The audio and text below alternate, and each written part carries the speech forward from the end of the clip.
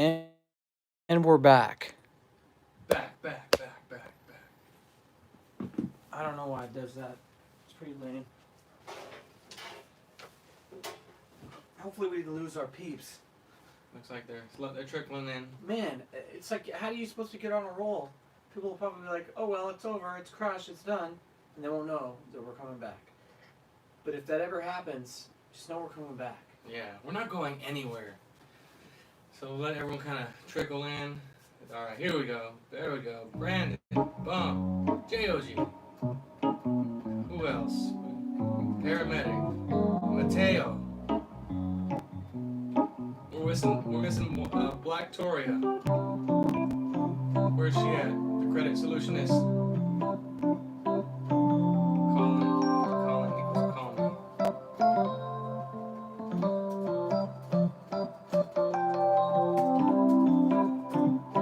What happened to the stream? I'm just going back to the chat to let the last few people know. Come on over.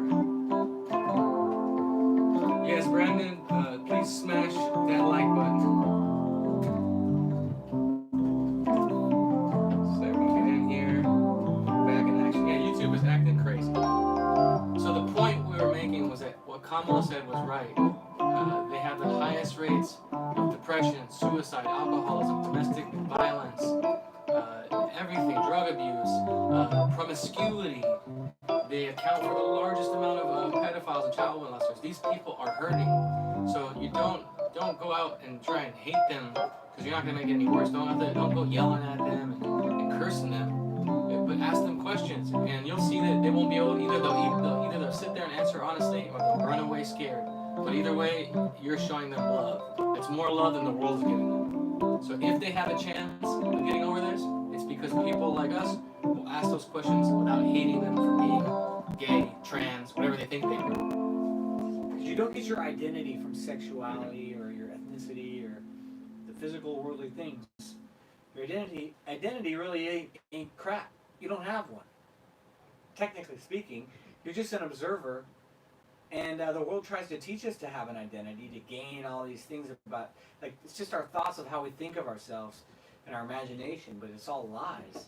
So it's best to just observe and embrace nothing. And it's actually pretty awesome, because with nothing, you're infinite. You know, once you start counting, you don't have enough. You're lonely. You're only number one, or you're first. It's all kind of, yeah. It's all crap. Don't get caught up in anything. You shouldn't be. The second you find yourself being passionate, like, it's one thing to raise your voice and be firm and be heard, but there's a big difference between raising your voice and being passionate, which is a lack of control of emotions. Passionate is not a good thing. Look up the definition. It is not a good thing. It's a lack of control. It's out of control here. Just like this YouTube. And another interesting article. Yeah. So, if you guys, I don't know if you guys have heard. Let me hear your thoughts. Yeah. RT, Russia Today, is reporting that feminists are now claiming that trad wives, which is a name for the trad movement, traditional movement about men being men, women being women, they say that trad wives are like radical ISIS brides, that they're brainwashed suicide bomber types, and that they're actually women shaming. What? By having families? By being traditional, by being a stay-at-home mom, and pushing for those things. The return of feminine way of life, not femininity, not feminism. Okay.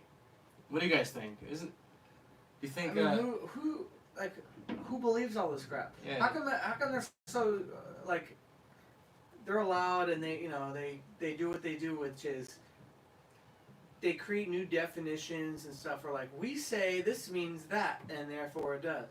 Wrong. Simply wrong. Paramedic, I disagree. If you're white, it's very important to speak up. I agree with that. You don't get impassioned about anything, but you got to speak up, especially if you're white in America. You are under attack. The media wants you to feel like crap.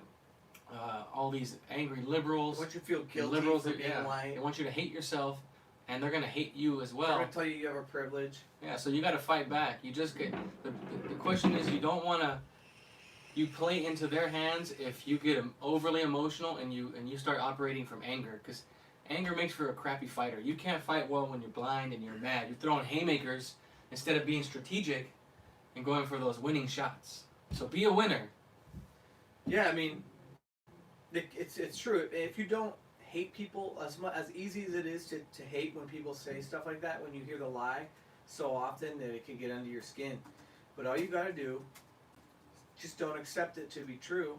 Speak up and say it's not true, and don't hold on to it and attach yourself to it, because that's the only reason why you end up feeling hatred or anything at all, because you allow whatever they say to get inside of you. And most people only get upset at things that have seeds of truth to them. If you notice that, people get upset when you speak the truth. Yeah, like those women who got mad. Like there was this guy. They call him the 4chan Chad. Chads are a very based guy. He's usually white, but it could be any based guy. But he was going around to like these OnlyFans type girls who have these accounts, and they sell naked photos of themselves, thinking that they're that's cool. So he buys them legally because they're selling them. So now they're his, and he decides to send them to their local church leaders, to their parents, and just kind of put it out there like, hey, I'm going to share this with the world. And then you see these girls turn around and say, I'm going to call the cops on you. Not that I'm sorry, Hey, that's I what regret I'm paid it. for. Yeah, not I'm sorry, I regret it, or you know what, like, it makes me feel shameful. But threatening him like, you have no right. So, and then, the argument was, some girls saying how dare a guy do that? It's public domain. Exactly. And I believe that public shaming is useful. Is that the way I would go about it? Maybe, maybe not.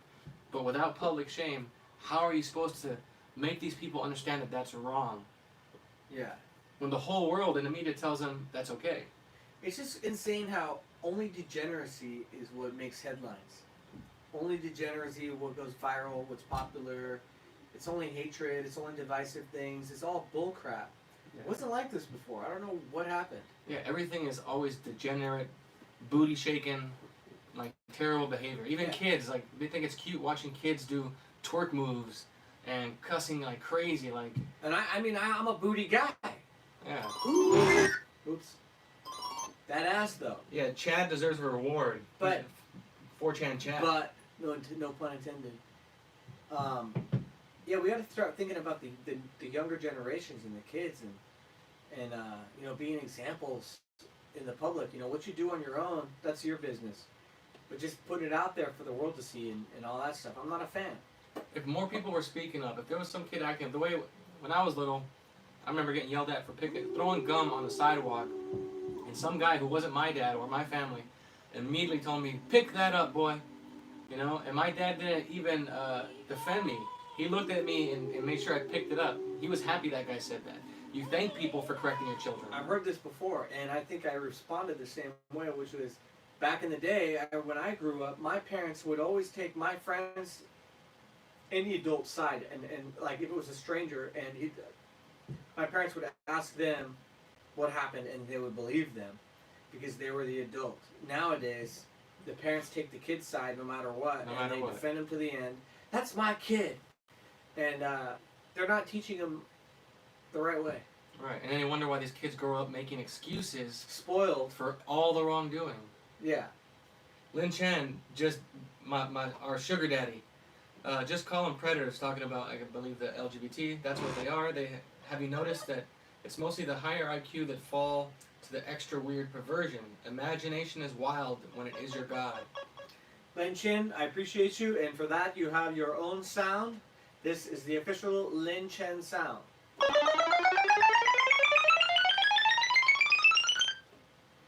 They use wordplay to manipulate and destroy us. That's right, wordsmithing. Let's see what else. Kamala, what happened to a woman's choice? They are into... Hold on, I missed it. They are into choice when you're killing the unborn, but shame on you if you want to be a stay-at-home wife and mom. Exactly. It's all backwards. It's, rules for thee, not for me. They want to tell you how to live your life, but you can't tell them anything about how they live theirs. Let's kill babies, but how dare you kill a baby cow? Catherine Payne with a fat super chat. I think she deserves a little Catherine. Serenade. Thank you, Catherine. Thank you, Catherine. Miss Payne. Major Payne. T Warrior. Amen.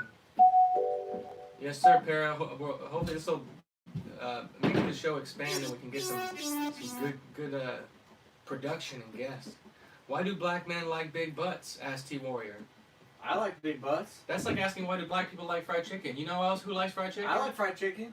All people like fried chicken. I think every guy worth his salt likes a big butt. Yeah. I mean, no one wants just to see the pelvic bone just straight away. I think we're programmed that way.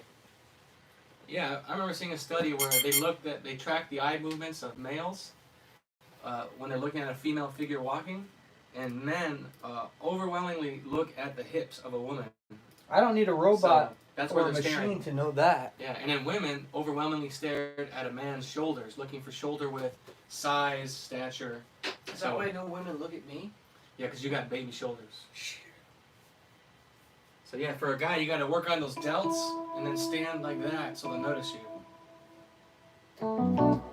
Let's see. Kamala, I used to be one of them. Yeah, don't worry, we all used to be asleep. I'm a Florida man, and good Lord, is the world so worldly over there in California. Dude, paramedic, you have no idea. They're nuts. Buddy Van Sigrid. Lin Chang Lee is a beta male. Don't hate on Lin Chan, bro. He's got more wisdom than you realize.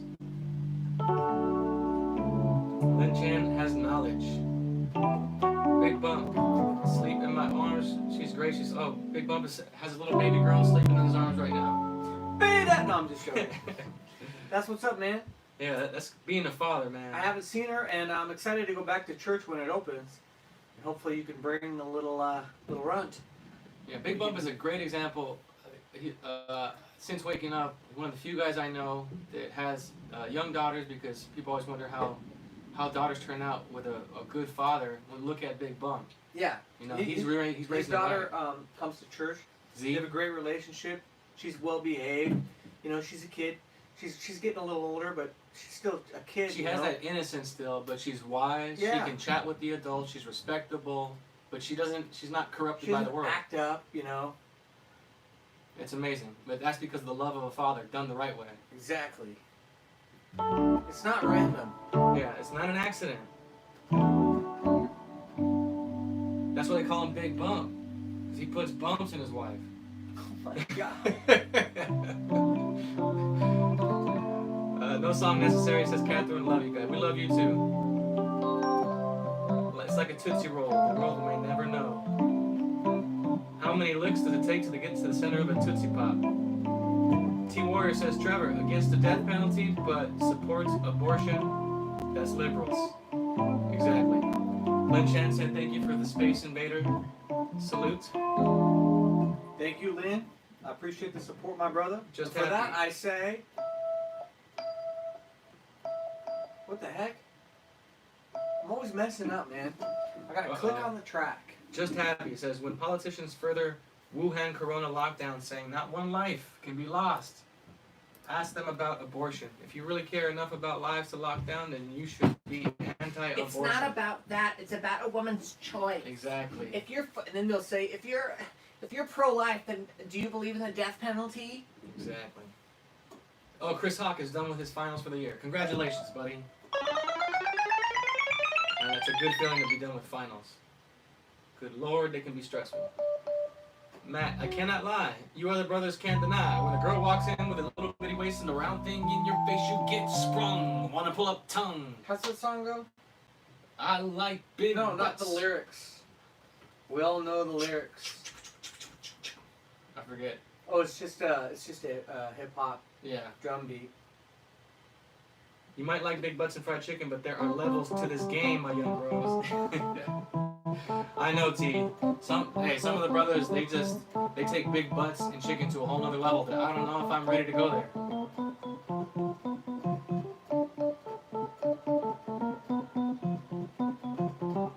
I'm getting huge. Kamala. Next time I'm at church, I'm going to be like, what? Can't wait to see you, Kamala. She's almost. It's probably going to be time. By the time church does open, she'll have a baby. Wow. She'll have a baby before Jesse gets a building. Amazing. Oh, we should do a baby fund. You get spring 7. Let's see. T Warrior says, I got 8. Big Bump is a rookie. Big Bump, you got to pump those numbers up. Those are rookie numbers. How do you afford that, T? He swings his sweet sledgehammer at the construction site. I bet he does. A whole new meaning to Big Bump's name. Exactly. No one knew that's why they called him Big Bump. Cause big bump and grind, ain't nothing wrong with a big bump and grind. Big bump and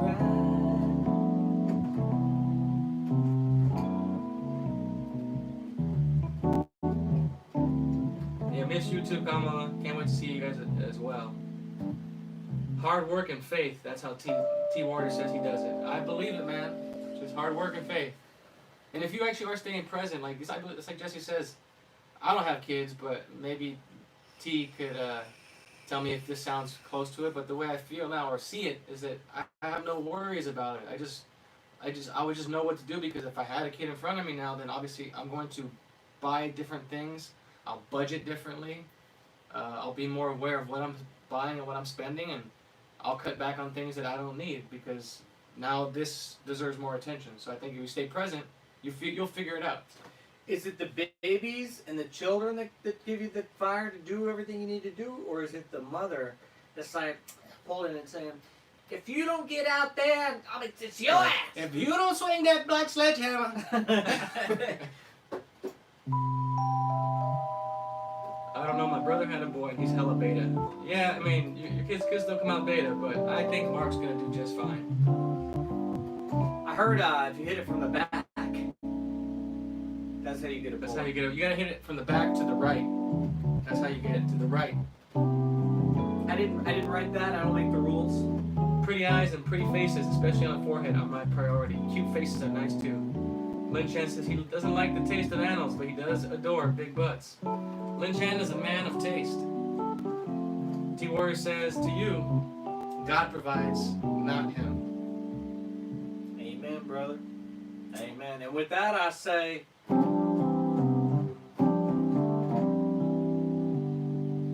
dearly beloved, we are gathered here today. Lots of beta boys. Lots of betas make boys first, so doesn't it have to go both ways for it to be valid? I'm all trying to justify why we're having a girl. Don't feel bad about it. I think Jesse just gives you a hard time. You have what you have for a reason. You know, Mark is a beta. You gotta live with it. It'll be fine. You'll have a boy on the next round. Gotta be a strong swimmer to make it ahead of those. I mean, yeah, you got a point. I mean, the fact that you had a baby means that Mark is at least putting out Michael Phelps little guys. You know, those guys are swimming to the end. They're getting the gold. So, otherwise, if he was really beta, none of those guys would have found the egg. I have an inappropriate joke, but I'll save it for another time. My children swim on the school team. That's right. How many voices does Trevor have? He's got endless voices.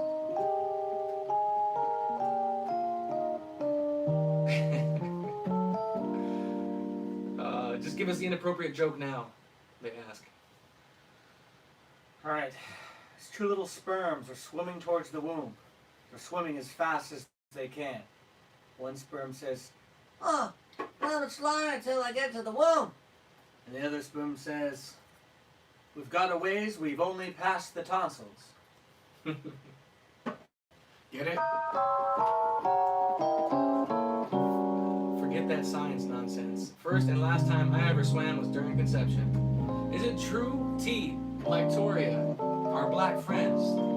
Do black people not swim because they can't, or because they are concentrated in areas that don't have pools? What is the reason? What's the mystery for blacks Well, not it's the swimming? same reason why black people don't like to go camping. Maybe I'm wrong. Maybe there's a whole community of black folks that like to go camping and are into RVs Yeah, and hiking. I just haven't seen them. yeah. They jog and they go, "Hey, Bob!" Check their blood pressure. their pulse rate. They are girls at heart. Equals what comes out of their seed will be likewise effeminate and stimulate girl baby birth. That's very possible. A beta male can make girls. It's literally just the hair. Oh, that's why they don't go swimming. It's just the hair. They don't want to mess it up. I heard that it'll puff up. Well, why don't they go camping? Yeah, what's up with like people Or not liking hiking. camping? You know? Riddle me this. We don't know what's going on out there in the wild, Trevor. Black people can swim, says Chris Hawk. I've worked with a couple black Navy SEALs. Well, see, I believe that. And how come a majority of black people don't like cats? Riddle me that. Matt says, how many Olympic black swimmers do you see? Jamaica have a swim team? No bobsled teams, though. So no snow on the island. Yeah, I mean, I think some cultures just tend to gravitate towards certain activities. I don't know. There's a pattern. Victoria says, blacks do want to swim. Trust me. Big Bum says, people call him a dolphin. He must love the water. Dolphin, big bum dolphin. I would think that they would call you more of a seal than a dolphin. Victoria says she could doggy paddle, but throw her in the ocean, and she did. Black Navy SEALs can't swim. They got in by affirmative action. Get a dog instead. A dog is beta. It is literally the result of generations of selective breeding from wolves.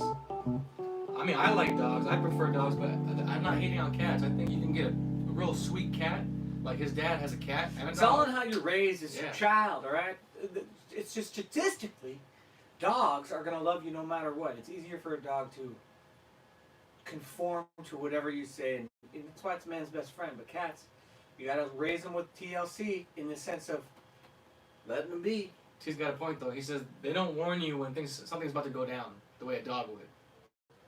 That's true, because cats don't care. Yeah, they don't give a shit. They don't give a damn.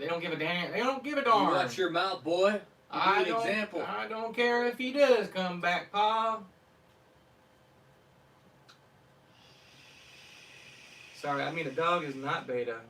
Yeah, dogs are not beta. I mean, neither are cats if you do it right. Depends on what kind of dog, too. You could have a little Chihuahua. It's pretty beta. Victoria asks, how many black girls have you seen get in the water with straight hair? I'll give you $1 for each one. Famous people now. Yeah, exactly. It's not something I used to. I mean, growing up, I had to go to the public swimming pool. I don't know if you guys had this life, but we didn't have a pool in our house. So we would either do the slip and slide at the park, or we would grow up going to the pool like in the sand lot. We'd always go, get the little green net basket, throw your clothes in there, get the little metal pin on your shorts. You had to wear the netting over your junk because they want you to catch anything if you're a little kid and you dump the kids in the pool. What are you talking about, boy? Public swimming pools, you know, fun stuff, but you know, probably full of. You didn't have grandparents that had a pool, huh? Nope. I did not. That was the Hispanic side. So, you know. Man, I did go to the public pool sometimes, but I always thought there was too much chlorine in it, and it burned my eyes, and I didn't like it. But my aunt and my grandparents had a pool. Chihuahua is not a dog; it's a snack. True. Yeah, they are yappy though. Like a Chihuahua will make more noise than it. I think that it warns you too often. They're all bark and no bite. T Warrior says, Trevor, my cousin taught his cat how to fetch his do-rag. And he found some crazy dog videos where there was a cat and they're taking a family photo. Super trippy. Posted it on his page. And my Instagram. Oh, by the way, we got a Bros and Cons Instagram. If you're on Instagram, give it a follow. We're going to post some little highlight clips of, you know, conversations with you guys. And it's at Bros and Cons TV. Bros and Cons TV. The letter N, not and. Yeah. The letter N. The letter Bros and Cons TV. Like Tori says, I remember as a kid we would have field trips to the beach and stuff, and my mom would stress that I better not get my hair wet. You never get Jerry curl juice on you in a lake or creek while swimming. Yeah. No, I get it. Like, black hair is, from what I've been told and what I can see, it's a lot more picking and combing out to get those knots out, so you don't want to jump in the water and ruin all that hard work. What about those little caps, shower caps? I think that those are like the bonnets they wear to bed, though. I don't know if it'll keep it all. I'm talking about the swimming ones. Are they super tight, though? Yeah. Maybe. But you had to have real short hair, I guess. Hashtag Black Props. Thank you, Skills. He just followed the Instagram. Yeah, don't forget, smash that like button, follow the Instagram page, share it, subscribe, ring the bell so you get notifications, even though YouTube seems to be hating on us. You can ring my bell. Ring my bell. So there's another article. Maybe you guys have heard of this. Where to go? So basically, let me refresh because this advertisement is blocking it.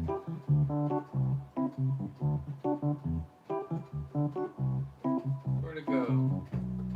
Green Party.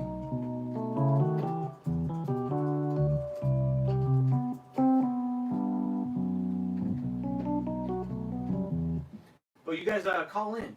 Yeah, we got a call We in need a number. little call interaction chat. It's So- 818-308-5559. So there's a Green Party. This is Is that like a marijuana this party? is in the United Kingdom. Green, I think, for Green like, party like. tree huggers. Marijuana. Oh. Yeah, but they probably are pro marijuana. So Did you hear? Speaking of that, before you do that, Yeah. did you hear that that Greta Thunberg has been added to the board of? that high school dropout that is supposed to be a Yeah, climate she's expert? a kid. She's the face, but she was what was it? She just was added to the expert panel of the coronavirus for advice and stuff to be taken. And What the- people give Trump crap about giving his opinion regarding coronavirus. And here you have a high school dropout who has a degree in anything. It hasn't done anything except be a kid that talks about climate How change. dare you? How dare you? How dare you? But she's angry. You can tell she's angry. The left just breeds and cultivates these new celebrity type people that are just known for nothing. Did you see that press conference with her where it shows that she does not she just reads scripts, because when they asked her a question and she had to answer on her own, she was just like, does anyone else want to answer the question? I remember. And she just kept passing it off. It's insane. She looks bless her autistic. heart. Bless her heart. I feel bad for her. She's a child, but she's probably gonna a real. Yeah, again, another example of using people. They don't care about this child going to school, having a normal life. They're using her. Because it looks good. You can just picture it, the PR people behind the camera like, that's it, you look great, now smile, kid, smile, you're going to be famous. Yeah. Drive me to drink. So there's this party in the United Kingdom, political party, the Green Party. They want to end racism, and their amazing idea is that they want to get rid of whiteness. They want to get rid of all white people by having a state-run interracial breeding program. They want to breed you out of existence if you're white. So when people say white people are crazy, they talk about the Kalergi plan. Google that, K-L-E-R-I-R-G-I, Kalergi plan. It's real. There are people, for some reason or another, the devil, Satan, evil, that want to get rid of white people. They don't want them around. They realize that there's too many of them that are Christians, too many that don't like big government, too many white people that vote overwhelmingly against degenerate behavior. And those white people overwhelmingly are responsible for the West and civilization of the West. So if they can get rid of that demographic, they'll get rid of all of them. Just like they took out, like I talked to Big Bump. He even mentioned, the way he said it was, white people in the West are the last wall of defense that we have for Christianity. If they take down that wall, like they took down the black wall and the Mexican wall and all the other walls, there's no more defenses left. Yeah. So, stand up for your white brothers. It's insane, man. And it's like, I'm not telling you what to do. I'm not one of those people that's like, if you don't do this, you hate white people. But speak up and say the truth. Like, it's just the truth. Look at the website. It looks insane. It just blows my mind. And then these are white people saying this stuff too. because they think they're going to get like compliance points. Oh, I'm white, but if I talk, or they'll be like, I'm not white, I'm Jewish. Yeah, like Tori said, that's why I'm still conflicted about interracial mess. Like, again, I'm with Jesse that if it's not the way I believe God intended it, in the Bible it says He made different nations, not nations like the United States and the UK. He made different nations like different peoples, and it's not that mixing is bad because just for the sake of mixing. But it's like Jesse says, and what I agree is that it keeps the culture the same. The kid grows up in a culture. He looks like his parents. He looks like his grandparents. He looks like his great-grandparents, and so forth and so on. And everything is smooth. It's a smooth transition for that kid. There's no weirdness in between, sitting on the fence. Any mixed kid knows that feeling, even if they deny it, because I'm one, and you know it. It's not pleasant. There's part of you that wants to pick one or the other. Because you can't just live on the fence. You gotta pick a side. So, yeah, don't fetishize other races, because that's usually the problem. It's the hate you have for your parents and yourself, and you see that pattern. Like a white girl who has a terrible family relationship is going to end up dating a boy who looks nothing like her dad, but has the spirit of her mother. So you got to wait and see what really motivates you, because a lot of times you don't really love this person. You're fetishizing and making a novelty out of their skin color or their culture, because it feels different, and it's the opposite of what you are and what your parents are, and that's the wrong motivation. Yeah, Victoria says, I don't condone it at individual level, but I'm throwing off when it's encouraged. Exactly, that's how you know this is a bigger plan. Why is it this mass media campaign to encourage it? It's not natural because they're forcing it and brainwashing it. Look at all the TV shows, all the ads. What do you see now? White woman and a black father. There's no white woman, white guy. They're starting to change it.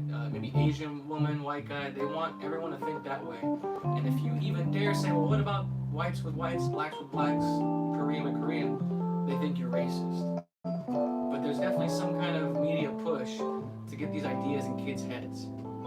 So why do that? It's because it does something down the line. I have a feeling it has to do with control. If everybody is exactly the same, you can control one group easier than you can different groups. Just like states, just like countries. All these people will be like, we want the world. But I've said this before, it's like you can't take over the whole world, because you have to take over a state, and then you have to take over the next state, and then you have to take over the country, and people will see it coming.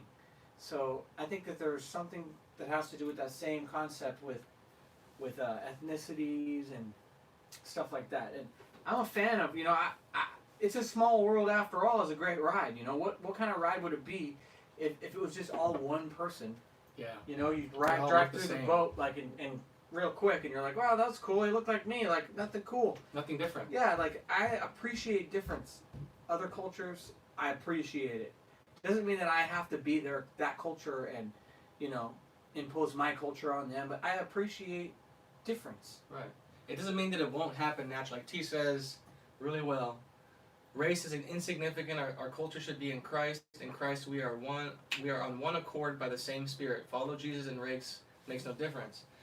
It's true. However, what could happen naturally, because if you have a man who loves God and a woman who loves God, and they are different colors, but they have that faith, that's a good match. It doesn't matter that they're different colors. But what we're witnessing and what is real and what is happening, we have to admit, is that there is a forceful push to force interracial mixing on a massive scale because of the results it has, which is it destroys any commonality and any common culture and all uniqueness.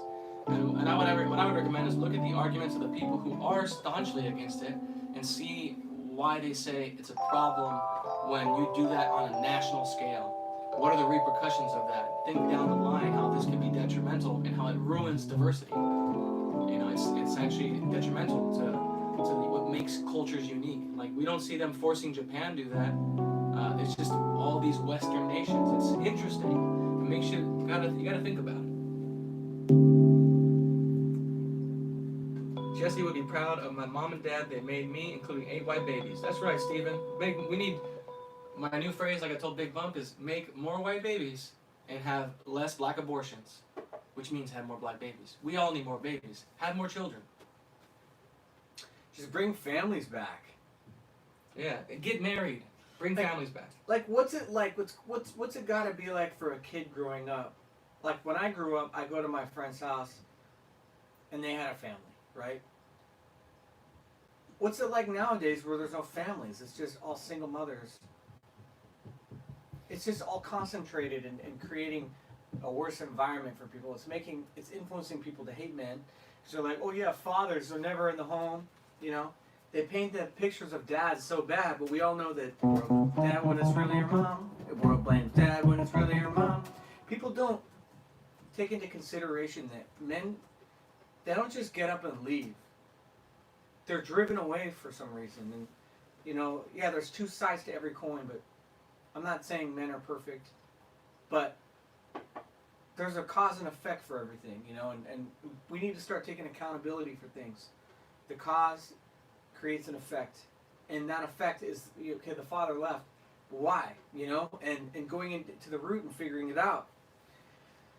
Man. Yeah, if you're raised by a single mom and you cannot find what she did wrong and understand that she has fault in the reason why it didn't work, and you're obviously not old enough, you may not have been there to see why he ran off, you just have the story that he was an alcoholic or he was a drug user, whatever it was, or he hit my mama, you are still failing to look at it objectively. You're doing what the people are doing with Ahmaud Arbery. You're just blindly defending and seeing no fault on his side, not even trying to be accountable. So don't defend your single mama, and don't defend your single dad. Find out why, what made them unable to handle each other, because dads don't just run away. And you don't find out by just asking your mom what happened and having mom give you the story inside of what happened. Sure, maybe do that, but then also get the dad's side. And you don't ask each, you know, the other one for you know, their parents these days impose their hatred and judgment and opinions onto the kids as though it's real. Because when you're a kid, you think, you know, your parents can do wrong and everything they say is true.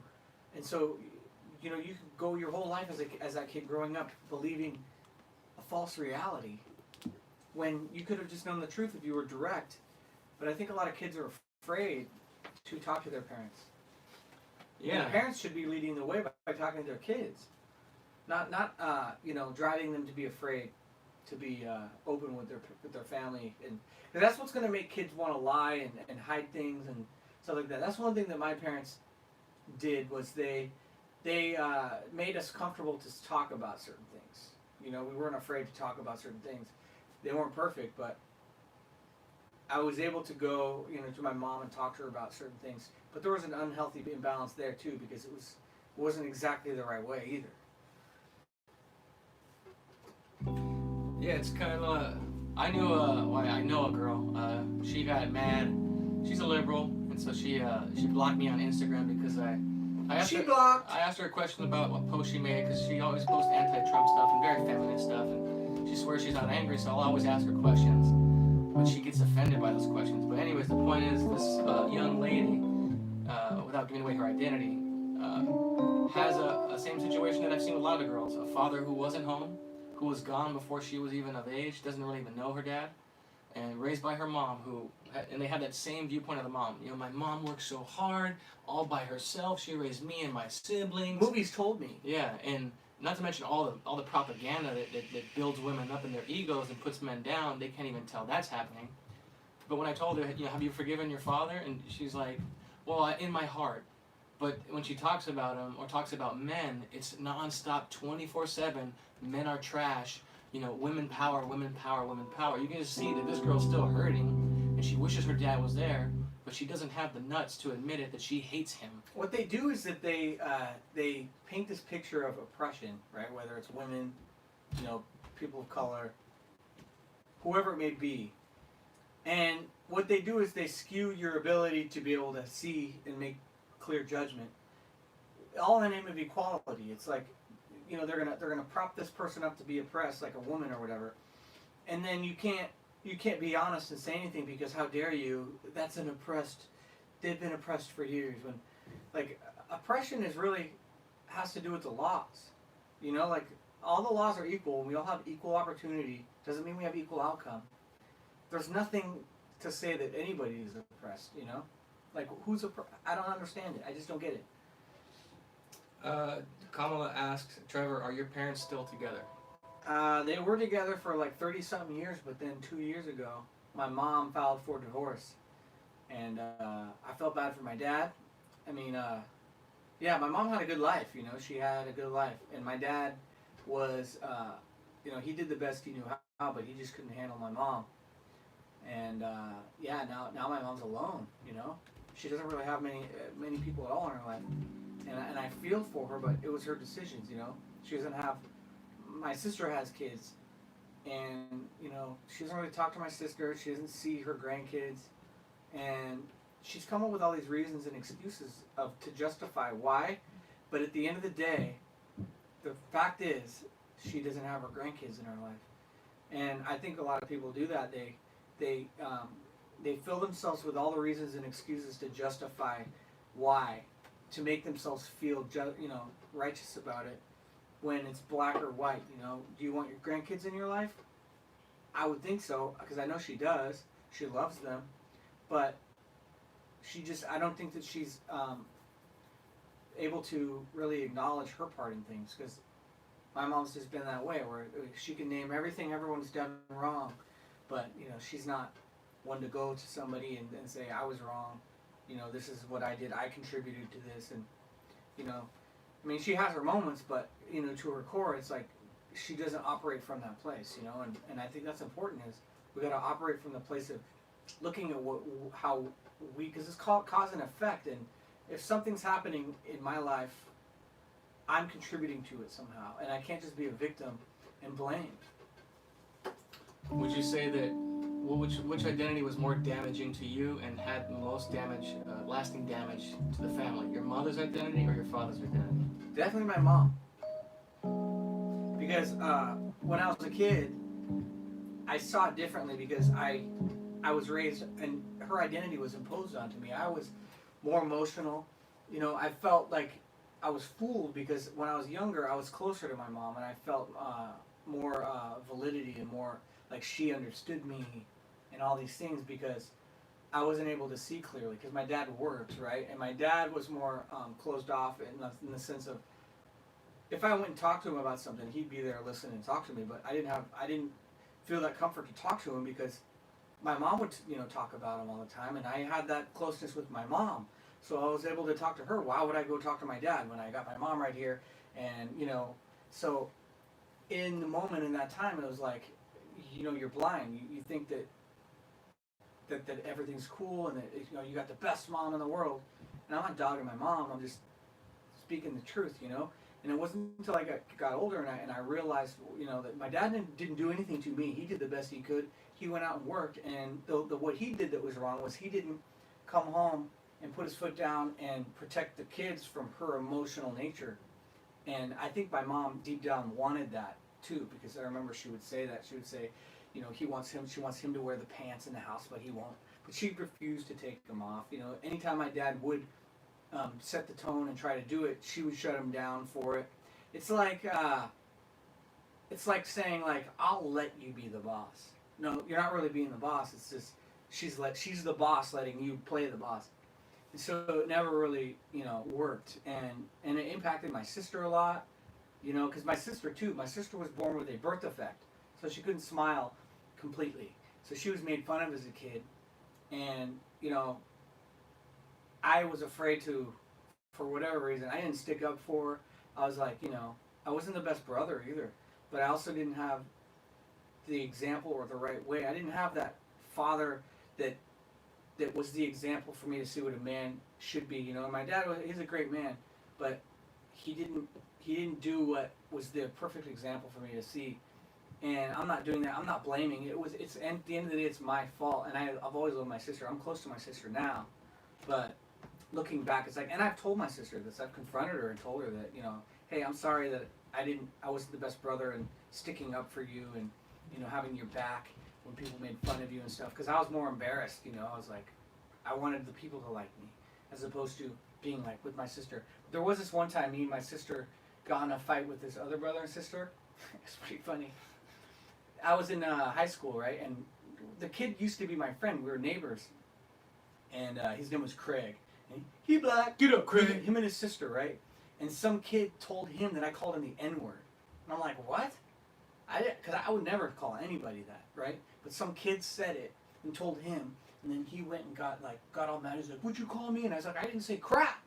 And then he started like, because we would both walk home. We walked home. My sister walked home. We walked home, and they walked home. And so then they wanted to fight. And then once we started fighting, then his sister came in, and then then my sister came, and it was like, but we won. Royal Rumble. We won. Kelly has a good question. She says, guys, both parents are to blame when a marriage ends. One could argue that the man actually bears a greater weight of responsibility because of his leadership status. Your song needs an edit. She's talking about the world blames your dad, but it's really your mom. What say you? What's that? The song needs. She says an that edit? the song needs an edit because one could argue that the man bears more responsibility because of his leadership status. Sure. I'll say that. I mean, no one's saying that the father is not weak. His issue, and most fathers' issue, is the weakness to defend the children from the mother. Yeah. But the one imposing, the one doing the most damage out of anger, almost always, 99.9% of the time, is the mother. And it doesn't always come through in clear anger. And children don't always pick up on it. It could be a sly comment. It's weakness, it's emotional, it's all kind of different things. And I do agree that had not have happened, in the way it did if my dad put his foot down and protected us from that. Right. But it was coming from her. Yeah, the direct damage is from mom. The father bears responsibility for not stopping mom because it is God, Christ, man, woman, children. And the world is a lot of people have that same argument. They don't like hearing about mom, but they can tell you all day what dad did. And Like, that's how you know something's off. Growing up, there was always something wrong with me and my sister. Ever since we were kids, I had these medical issues, right? My mom just wanted to save the day. All I can remember is going to doctors, being told I had ADD. Ever since the second grade, I went to. Once I was told I had allergies to pizza, so I couldn't eat tomato sauce forever, and then I couldn't eat dairy, and then they put me in this almost like this mental hospital. No lie, it was like this hospital where, they stuck me in this room with a bed, and they were trying to do tests on me to figure out what was wrong with me, all the way up until the end of high school, and I had to take medicine, and it was go to therapy, go do all these kind of things, and it's reflecting on, I never felt like I had these problems. It was always me listening to what my mom said, and my dad, that's another thing, my dad didn't protect us from that, because I think my mom too, she felt this sense of purpose from saving us, and it made her feel like she was doing something great. But I think a lot of it had to do with just something that she created in our lives, because it's just crazy, man. All the stuff that we went through as kids, especially me, with the medicine and all that stuff. That's why I ended up smoking weed, because I was forced to be on all different kinds of medicines for so long that once I started smoking weed, it was my choice, it was my decision, and I liked it. And I got off all the other medicine. I was like, no, I'm smoking weed. It was the only thing, because I was trained to do what everyone says, what the doctor says, what my mom says. I wasn't able to have my own life, my own decisions, and learn from my own mistakes. Everything was imposed onto me, and so that's why I started smoking the weed. But then luckily, I like a year and a half, 2 years ago, or probably longer, I stopped smoking weed. I realized, I don't want to smoke, I don't want to do drugs, I don't want to do nothing. And so I'm glad that I can overcome it now, but at the same time, I don't want to look back and regret and be like, well, I should have had this not happened, and I'd be here or there, because everything happens the way it happens, and I just got to accept it. But I'm glad that I can see clearly now and see what happened, It's crazy. Kelly has a follow-up. She says, since you blame women for being single mothers, is the man justified in leaving his family? So she's saying that you blame the woman for being a single mom, and is the man justified for leaving? Well, when did I say I blame the woman? That's a for loaded being question. Yeah, by the that's way. a Very straw man loaded. argument right there. You're imposing onto me what I said, and I never said that. Right. I think that it's equal. in the sense that people make decisions and they make bad decisions, and the kids are usually the ones that end up reaping the problems. But it's usually the men leave because they can't handle the woman. Right. Saying that is not saying that she's to blame, but the problem is, and what most women, and you would see, and I'm sure half the guys here who are awake can see it, is they refuse to be critical of mom the way that they can so easily be critical of father, and that's the problem. They don't want to see mom that way. They'll say she did this, but because dad did that. She did this because dad was gone. And the difference is that society and the world imposes on people and talks about deadbeat dads and puts mom on this pedestal and all these things. So I feel like you got to make a little more noise about dads. And speak up a little bit. I'm not taking a side. It's just true. For so long, it's like you go back and watch any movie growing up, kids movies and everything. The dad's working. And the mom's upset because she's raising the family and he's not there. And watching that stuff as kids too, it makes you compare, because when you're a kid you want to have a movie as a life, right? And I remember feeling like I wanted my life to be a movie, and watching all those shows and stuff like that. And they always paint the dad in this working workaholic dad that never has time for his family, that the mom does everything. And so it's like it's so imbalanced. It's like politics with the left and the right. Like the left is so hard, going so hard over here, that you have to push the right to balance it out. Otherwise, if I just stayed in the center where I kind of live, but I'm still definitely leaning towards the right. But you have to push it over because it's so far left. I don't know if I'm articulating it right. Timor says, why does Trevor look like a hip elf? Because the reason why is because Christmas time is here.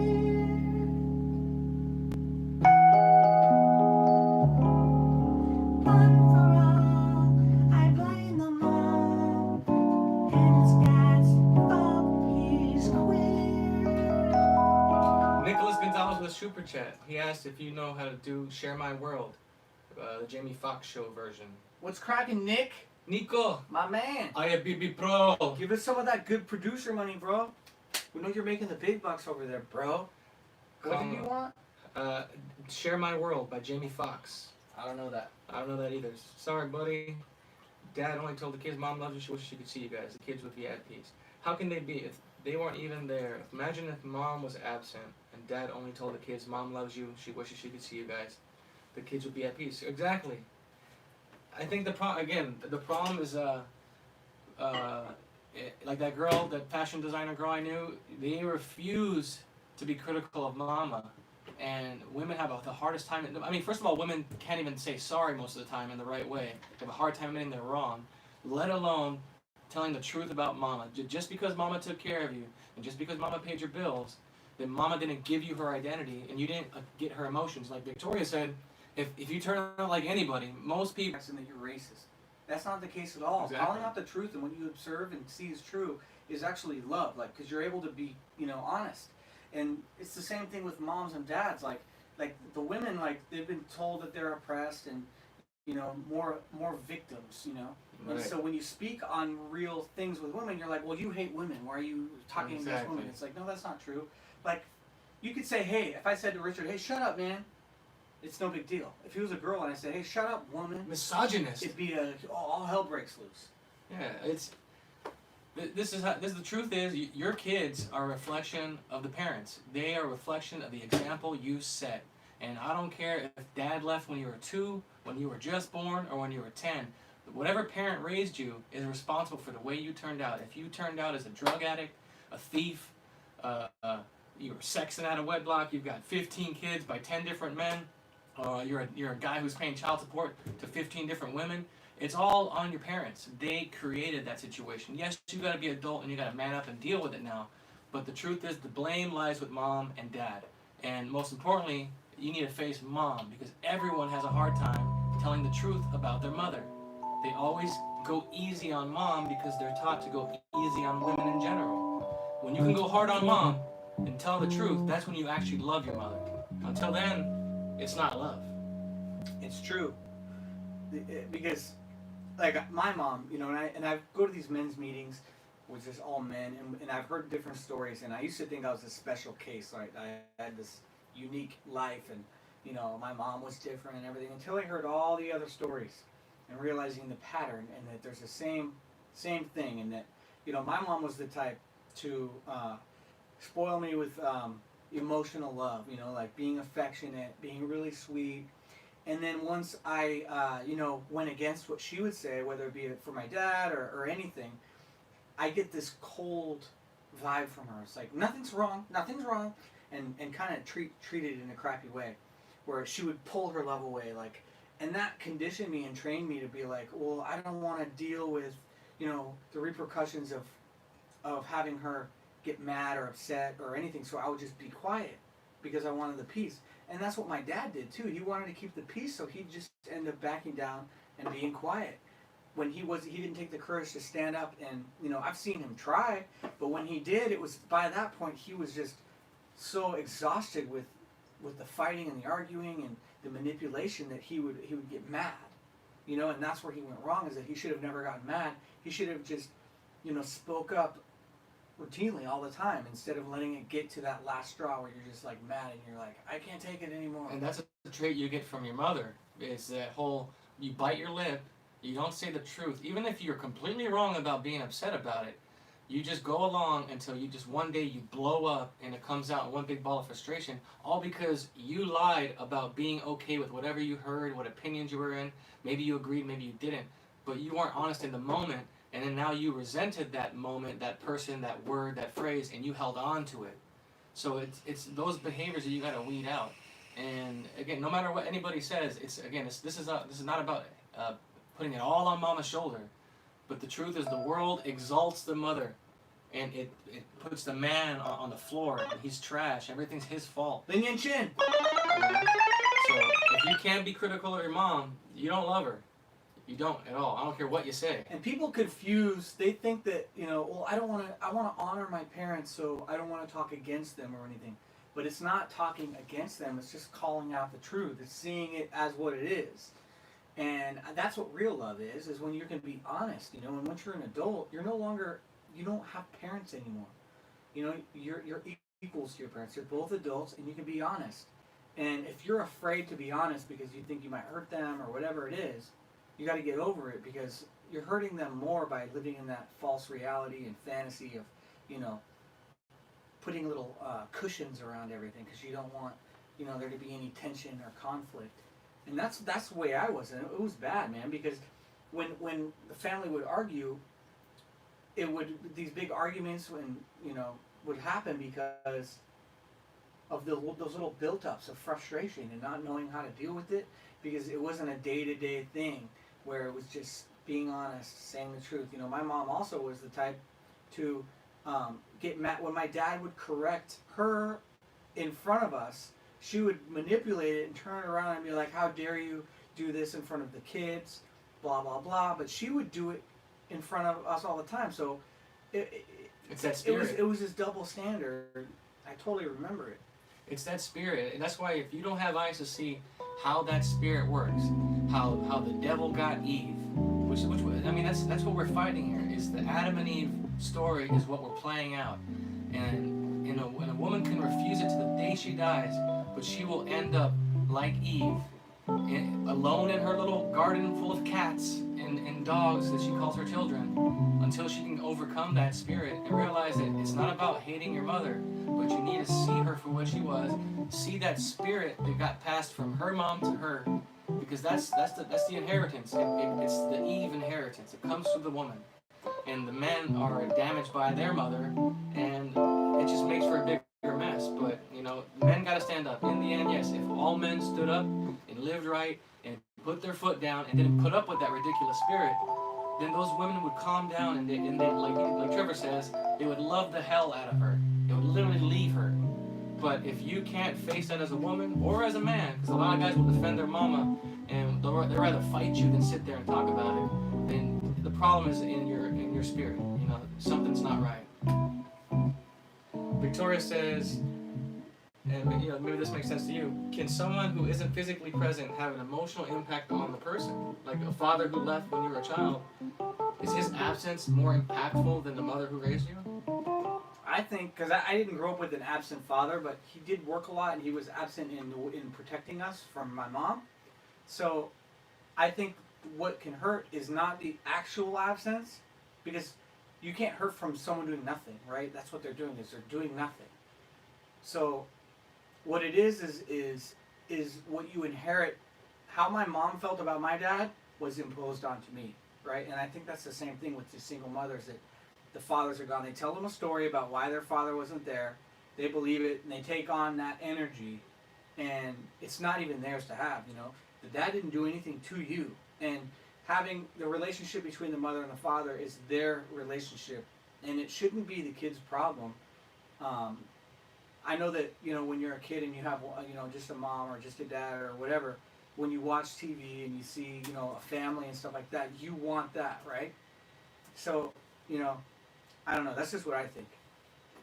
Yeah. People like that. Yeah, that line, love the hell out of her. That's the best thing you can do. You can't jump into hell and pull a woman out. So being like her, getting emotional, entertaining those ridiculous arguments or those emotional traps where they're like, you're like, what's wrong? Nothing. And then she's like, well, I just think it's funny that, and then it just pulls you into this never-ending game of her emotional At the questions. end of the day, a woman should find a man who loves what's right, truly loves what's right, and then will go to his end to be right and do right. And ultimately, because it's in his nature to be logical, and it's in her nature to be, emotional, she should end up trusting in her man more than she trusts herself. Because, oh snap, Amazing. most of the time, a woman's ego is going to be big, and she's going to want to prove to be right all the time. And if you can find a man who can just sit back and say, you know what, I'm going to trust in you because he really, wants what's right, that's going to be what's going to work. Speak your piece. T-Warrior 1. Say what you think is true. As a woman, speak up. But at the end of the day, let your man be the one that's going to have the final say. I think That's that's that's real. What's up, T? What's up, gentlemen? How y'all doing? Amazing. T-Warrior. Entering the ring, weighing in at approximately, what's that?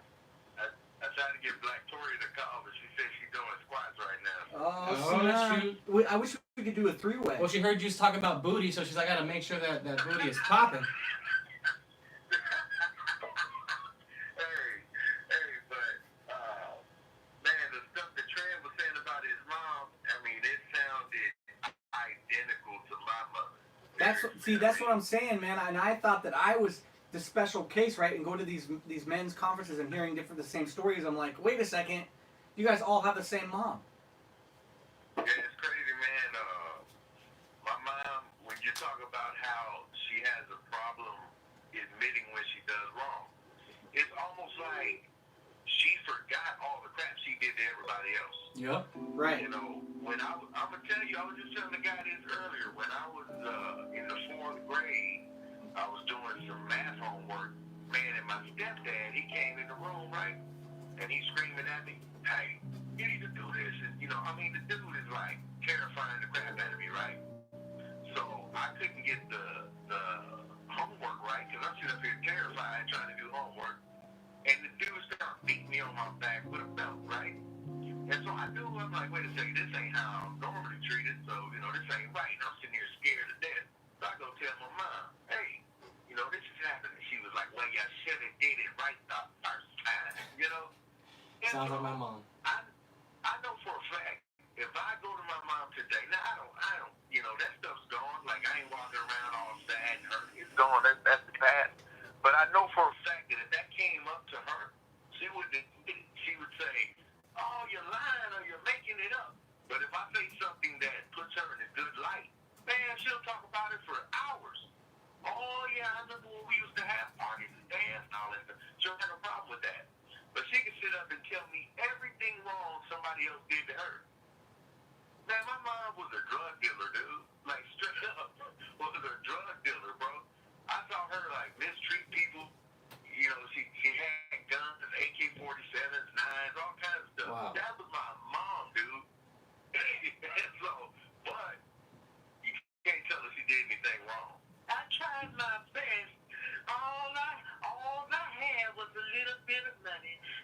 my whole black stuff just sat on back with my little pan of cornbread, and I tries to raise you the best I can in this cruel, cruel world. You know, right? Yeah. My mom used to say, "I brought you into this world, and I can take you out." I mean, she'd say it as a joke, but she'd say it so often, like, Yeah. like you better laugh. You know, it's pretty funny. It's great. It sounds like your mom was like the parents from Menace to Society. That opening scene. Man. But what's crazy is she tried to portray herself like sweet Betty Homemaker or something. Right. They can't be honest about themselves. Yeah. I mean, people come to the house every other day with all these stolen goods. Hey, I want to buy this. You know what I mean? So, but if you bring that up, it's non-existent. Oh, you lying? You making that up? You know? So, I think that it's something about women that give them this natural double standard, man, that it's just so difficult for them to admit wrong. And if they do, it always comes in a way like this. I know I did some wrong before. That's it. It's very specific. Exactly. You know? And they repeat it. It ends up just like being like a never-ending game, and it always just feels like they're saying what you want to hear, but they're not actually changing at the level of their soul. It's just intellect. And I remember, like, my mom and my sister would do this at times.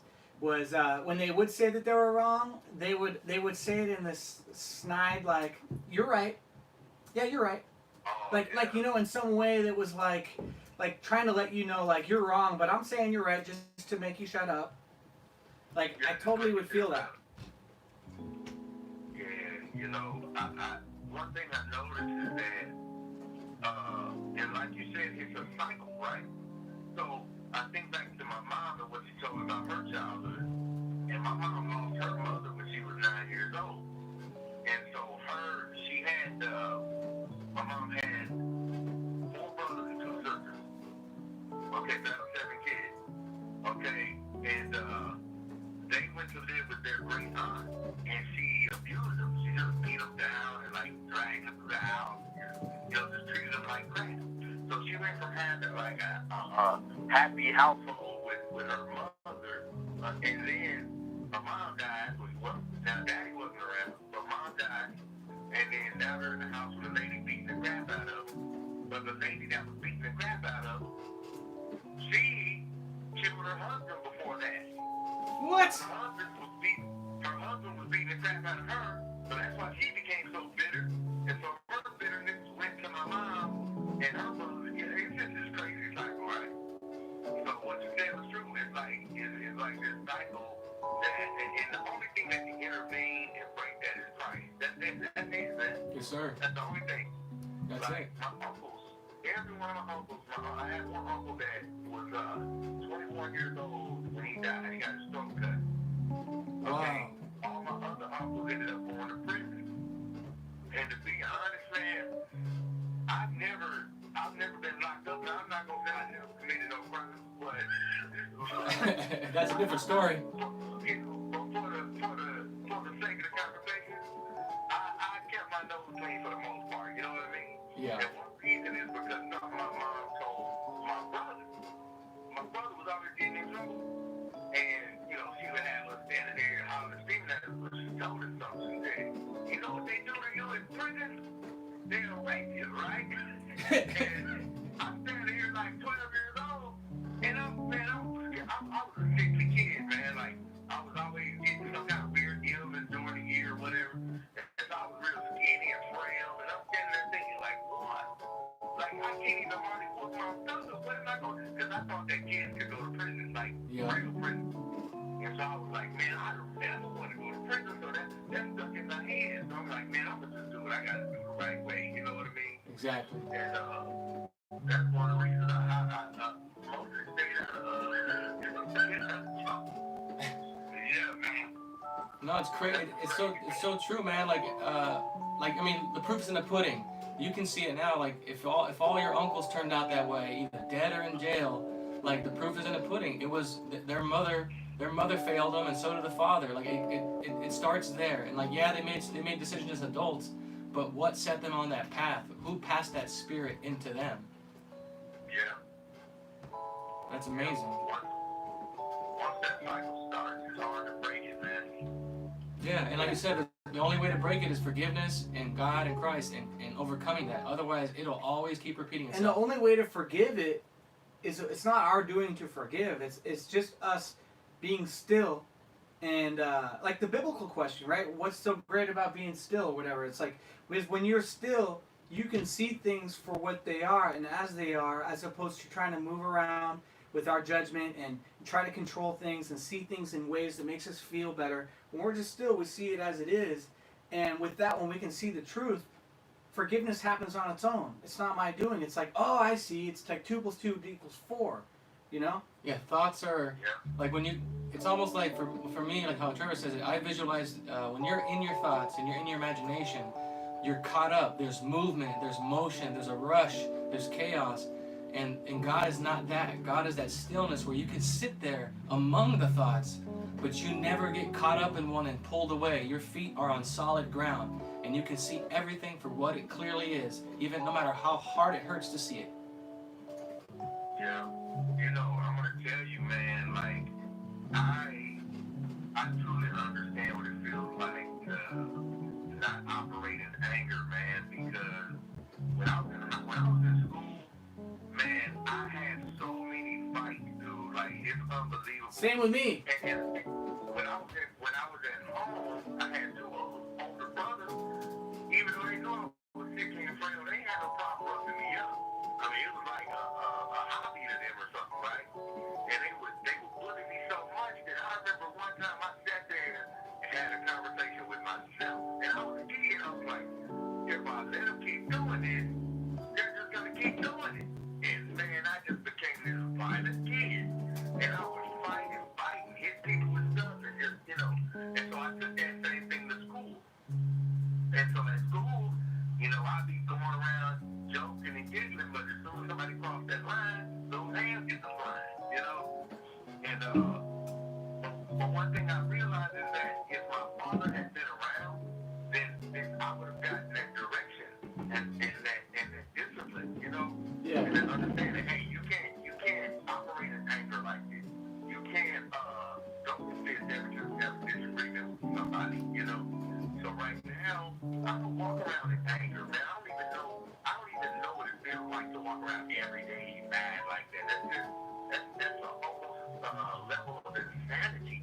To walk around all day, every day with just anger, just resentment and hate, and just, it's terrible, man. And then a lot of people too, like that Kobe Bryant video when he's on Sesame Street and he's talking about light energy and dark energy, and he's telling kids to channel that dark energy that you're talking about and use it to be great and talented and all these things. And the world tries to make you feel like that you have to like come from a place of anger and hate and everything that's happened bad to you to be great. And that's where you're really selling your soul to Satan.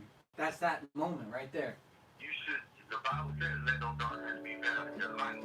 Yeah. Like you use dark energy, you say stuff like that. No, I ain't trying to be mean, but it's no surprise. He did it. Yeah, exactly. Like if you. I mean, you want to talk about dark energy? What no? Man, please. Right. If who would you take that advice from? only if you're blind, because it reinforces what you already see anyways. Yeah. It's crazy. Like, and that's the thing. There's so many, and that's the hardest part. Like that's why Jesse and people like I'm drawing a blank, but Roy Masters. These are like rare reverends and preachers and leaders because they're the few people who are telling the truth to Christians and people of faith that, you know, the real anger is sin. The anger is playing God, and don't get caught up in trying to intellectualize. Well, it's the smoking pot. It's cussing. It's, you know, it's sex out of wedlock. No, it all, like, find the root of the problem. Just like the problem is not your dad who left or your mom who was angry. What's the root? It's that evil spirit that found a way and made a home in them. And if you can tackle that root, man, we'll have peace on earth. Yeah. That's it. Forgiveness, man, is a powerful tool, man. Once you truly forgive, I had a conversation. I asked you guys this question: is it possible to forgive and forget? Yeah, I think that's what true forgiveness is forgetting. You know, like we can't completely forget everything because when we experience things, our body just subconsciously absorbs it. But we don't have to intellectualize it. You know, we don't have to remember because it'll happen naturally. And a lot of people, like we talked about this before, like, you know, people will say forgive, but don't forget. I'll never forget. And if you don't forget, if you hold on to it like that, you don't really truly forgive. That's true. I mean, God, even the word, God says He'll throw your sins into the sea of forgetfulness. You imagine if God always reminded you of everything that you did wrong. I forgave you for this, but you remember back in 2016 when you smoked all that weed and you was patting that strip on the butt. I just want to remind you of that, but I still forgive you. Right. Like, what? Wait a second. That's crazy. Yeah, it's funny because being married twice, you know, my first marriage, you know, crashed and burned, and you know, married again. And one thing that I noticed is that women tend to have the ability to be so historical. I mean, they remember everything, Yeah. just like you said you would 5 months ago on that Thursday at 6:05. Like, what? I don't remember what I ate yesterday, and you remember that? That's why I think it's important to not share your problems and weaknesses with your woman or any women because they're gonna judge you. They can't help it. They judge. They come from a judgmental place a lot of times, and they're not even aware of it. So when you share your problems, they're gonna judge you for it, even store it in the back of their own mind subconsciously, and it's gonna start to build up, and they're gonna resent you. It's always all is well all the time, man. Only be a provider and have solutions and you know be a man. Yeah, that's weak, man. You going to chair and crying. Hey, baby, I got something to tell you. Like, come on, man. Yeah. I don't get that, man. Yeah, it's amazing. What? But, Yeah, and like it's. I think as much as women don't want to hear it, the trick is guys cannot cave in no matter how much she puts up a fight and she refuses to listen.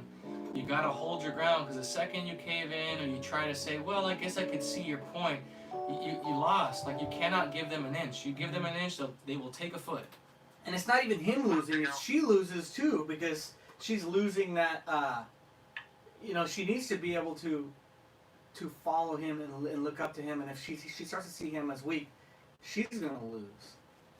man, one thing I can't understand is these dudes that say they have a feminine side. This dude got mad at me because I told him, I said, man, I got no feminine side. What the hell you talking about? He said, yeah, all of us do. We all have a feminine side. I said, well, I guess if you want to call it a feminine side, my wife is my feminine side, but other than that, I ain't got no feminine side. What is that? How do you have a feminine side? Like, I ain't, what is that? It means he has one titty. Oh God,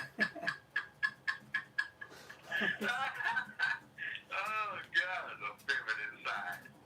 Yeah, I'm tough, guys. Now I'm gonna go in the bathroom and cry for a couple of minutes. I'll be back. What? We were just started to watch this movie. What was that movie called? It was like a movie with the racing and everything like that. And the women in that movie, they were all like, I don't know if they were cops or what, but the women were all calm and collected and cool, and then the men were all freaked out and panicked.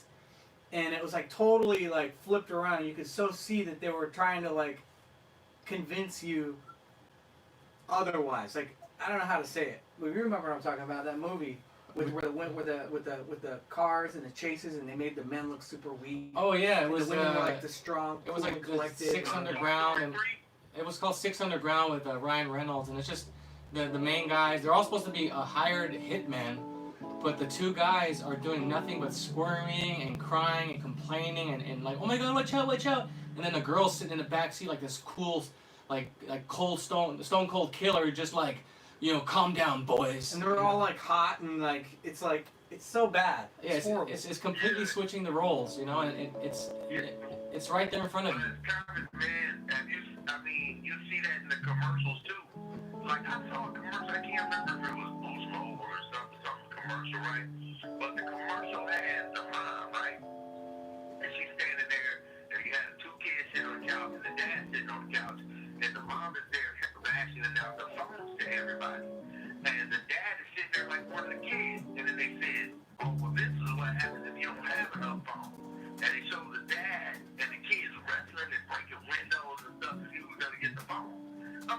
So they always, like right now, it's trying to make the man look like a blithering idiot or just one of the kids. Exactly. The mom is just, And it's the all god of the house. it's all brainwashing, subliminal, like brainwashing, because most people, I realize, they don't think for themselves. They need to be told something, and they think that they're thinking for themselves, but it's just because they're absorbing so much from the world. They watch the commercials, the TV, the movies, and it's all giving you these subconscious like hints. Like unless you're really like awake and able to just sit back and observe, you're not going to see it, because I didn't see it my whole life. And now that I watch everything I've already watched before, I see it all, and I'm like, wow, it's crazy, man. It's intentional. Yeah. That's how you know evil exists. Exactly. Like if you just look at media, it's 99.9%. They change the gender roles. They're trying to manipulate race, race relations, race conflict. Like everything is in there. You just start looking at it. But T, for the sake of time, we got a caller who has his niece who wants to call in. Do you have any final questions for Trevor or myself? Oh, no, man, no. You know, I get to talking too long sometimes. No, we you're love good, we bro. love No, you're talking good. to you. He just said his little 4-year-old niece wants to talk, so I want to catch him before they go to bed. Yeah. I'll get on, brother. Y'all have a good night, man. Mr. T. Mr. T. All Mr. right. T. My man. Okay. I sent the caller voicemail. No. Hold on, Lucas. Alpha. Alpha. Alpha. Alpha.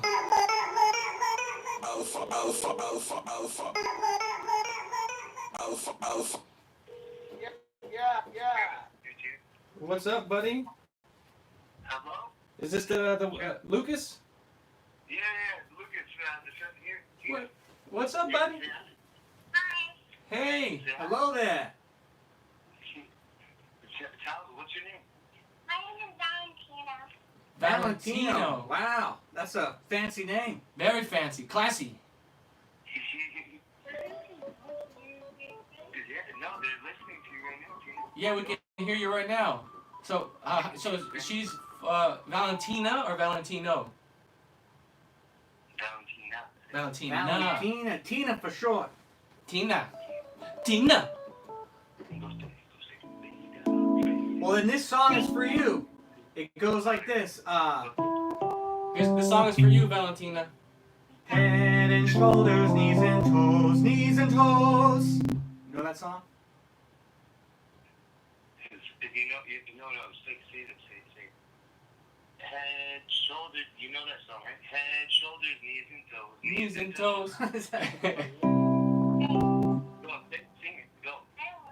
I don't want to. How old is Valentina? Valentina, how old are you? How old are you? Say it. 4 years old. This many. That's huge. So you're about to go to kindergarten next year. Is that right?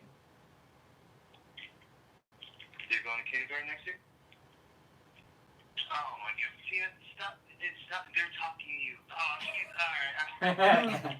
She's like, I run this pony. She was all excited to talk to you guys, but then now whenever She got the stage fright. Yeah, she got a little stage fright. Maybe. It's all good. But she has her toys. I bought her some toys. Hey, but You just keep buying her love. I bought you No. one toy. All right, I bought her one toy. Oh. Sounds like the mama's coming out. Mama's coming out. No, yeah, but anyways, I wanted to see. I wanted to ask about your. Okay, anyways. All right. Well, no, you know what? Actually, I'm just gonna pay my respects. Hey, dude, you guys are awesome. You guys are making sense. I'm not gonna take care of her right now. I've been taking care of her for the past 2 hours. I just got off work like 3 hours ago. No worries. Yeah. Dude, that's what's up, man. Thank you, bro. Yeah, no. I'm always here. I'm always here on the Jersey. I'm always here on the Trevor. I'm always here on the Joel. I'm on all channels, and I respect you guys. I like what you guys are doing. I'm always around. Thanks. Look, do you have any questions you want us to tackle before you go? No, not. Well, honestly, there are questions where it's like more intricate because I'm starting. I already have videos. I'm starting to cut them and work up my videos right now. Yeah. And it will be more questions where like it'll take like an hour for me to understand because I'm trying to understand about the algorithms of YouTube and how to make how to like work with audio on making your videos and posting on YouTube. I'm not good at that. I'm not savvy on I don't know anything about algorithms, but I definitely know stuff about audio and editing and stuff like that. Yeah, we'd love to chat, man. Anytime you're more welcome to call in, or you can also Instagram message us. We'll try our best. We're still learning too. There's a lot of stuff. Like it is pretty complicated, so we're trying to do as much as we can to figure it out. No, definitely. No, yeah, no, I understand that. But hey, dude, I'm always on, dude. I always pop up. I look at that you guys come up at nighttime because that's usually when I get off of work. I'm glad, man. Yeah. Like morning and then get off evening. That's where it kind of worked out nice because people have Jesse in the morning, and I think we get to kind of close out the day for everybody. Exactly. Yeah. No, I respect it, man. Gotta keep going. Hey, and by the way, no. Like I'm not trying to put down Joel, even though I love his verse, but you got the best verse in the stand-up remix. Oh, no way. I'm not trying to put down Joel or I forgot the other kid's name. I forgot his name. Big Bump. But you got the best verse, dude. Like that's what you got the best verse. That's I appreciate it. I'm not trying to put down anyone else. No, I get it. No, it's okay. We all felt the same way. They're both black, so the white guy definitely killed it. No, but I do like Joel's his own song that he created whenever he had his dance studio thing. I don't know if it's still going on, but those girls. The reality show. Made that, with the girls in it, and then he had that song. Yeah. I love it. It's Friday on the beat with the mic check. Oh yeah. It's a good one. It's a good series. If you haven't seen it all, it's a really good series. No, yeah. Oh, you know, That was also I watch everything. the stand-up song was Joel's first time recording and writing a verse. So that was really good. Like I've been doing music my whole life. Oh, really? You know, that was his first time. So I told you, I was like, man, keep it up, man, because you got talent. Because he's a dancer, so all he's doing is putting his dance on paper. You know, all the rhythms and stuff. It's the same stuff. Yeah, no, he has a good flow. I'm telling you, he has a really good flow, and his dancing's on point. We already know that. Oh yeah. His flow is good. Like you, the only reason why I like your verse the most, like I love his verse too, but your verse is because I'm a singer. I like singing. I'm not a rapper. I like singing, and you have that good, you know what I mean. You know. That's all. Appreciate it, man. Amazing. All right, man. Well, thank you for the call, Thank you, bro. Lucas. Yeah. No, you guys have a great one. You have a great night. And send our best to Valentina. Yeah, hey, Valentina. Have a good night. Alright, thank you guys. Bye, guys. Alright, you have a good one. Bye. Amazing. Our youngest caller by far. Let's see, I missed any comments here. Always a pleasure to listen to you, T. Yeah, that was always a good call, T. I just wasn't sure if they were in a rush. Black Stepdad says, I want kids. Yeah, kids are amazing, man. I have zero fears. Like, if he adds them to my life, I'm ready. If he doesn't, I'm ready too. But Yeah, I'm not gonna say what I want or don't want, because until you have it, you don't really know. yeah. You know what I'm saying? The idea of something. Yeah, don't fall in love with an idea. Just be okay with however it turns out. Because I see the hell my sister goes through. I'm like, damn, do I want kids? Oh man. Kinder better be in the living room with mom. I agree. Homeschool. If I got kids, I want to work my butt off so she can stay home with those kids. They are not going to go to public school. That's for sure. No way. No way. If you love your kids, you don't put them in public school. Is the viewer from Australia still in the chat? I didn't know we had an Aussie. Hello. Great call, T. Just the truth. You killed it with the Cosby. Yeah, T has some of the best Cosby impersonations I've ever heard. Head, shoulders, knees, and toes. My 3-year-old loves that song. What up, Skills? That's a perfect one. Those are the fun things. It's like singing those innocent songs with kids and those just wholesome activities. If we had more of that wholesome stuff, man, I think people would be a lot happier. Yeah, Trevor has faith in the unseen. Dancing with Jesus. That is Joel. Spread for pudding pups. Running the pudding game. I know we could live the life that we all desire. I know we could serve the God that we all admire. I know we could stand up and be true.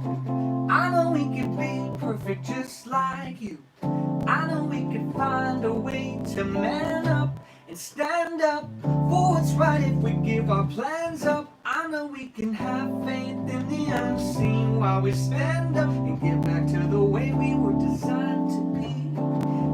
Find a way. I know we can find a way. I know we can find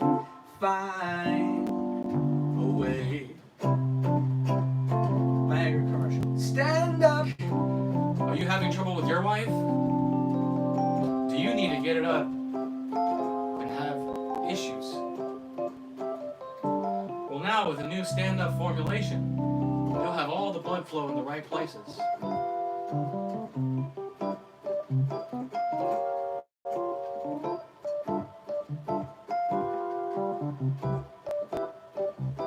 Matt, you see bits and pieces of the Father all the time. It's always in your view, unless your eyes are closed.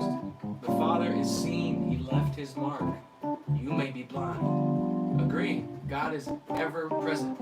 God is always here. If you don't see Him, it's because you're blind. And that's the problem. That's why you don't need to forgive and not forget or anything. You don't even need to forgive and forget. But the very act of observing will bring forgiveness, will bring understanding, and it will take those things away from you. It falls away. Atheists are triggered right now. Yeah. And that's it. It's just always being the observer. It just naturally falls away. All those things. And then you just learn to get your rhythm and that stillness. And that line between imagination and reality becomes clear. Y'all like brushy one string? Oh, I remember that video where it says there's that meme that I sent you of me up at like 4 a.m. and it's that African dude.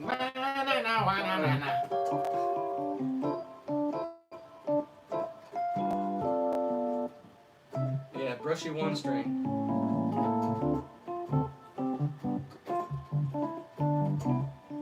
Atheists are always triggered. They're just always angry people. I used to think I was agnostic, but then when I was scared, of course, like when you're scared, you're like, oh please, I gotta pass this test. You know, oh please, I hope you don't break up with me. Oh, blah blah blah blah blah. You know, because I was raised Catholic. It's when you need God, you start practicing, but it's not real. You know, it's all emotional. Ever heard dust in the baggie?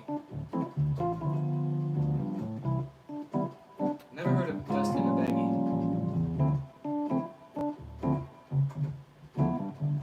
But agnostic is more atheist. Yeah, there's levels to it. But anyone else want to call in, or even T, if you want to call back? Line is open. 818-308-5559. I'm gonna drop the number in the chat.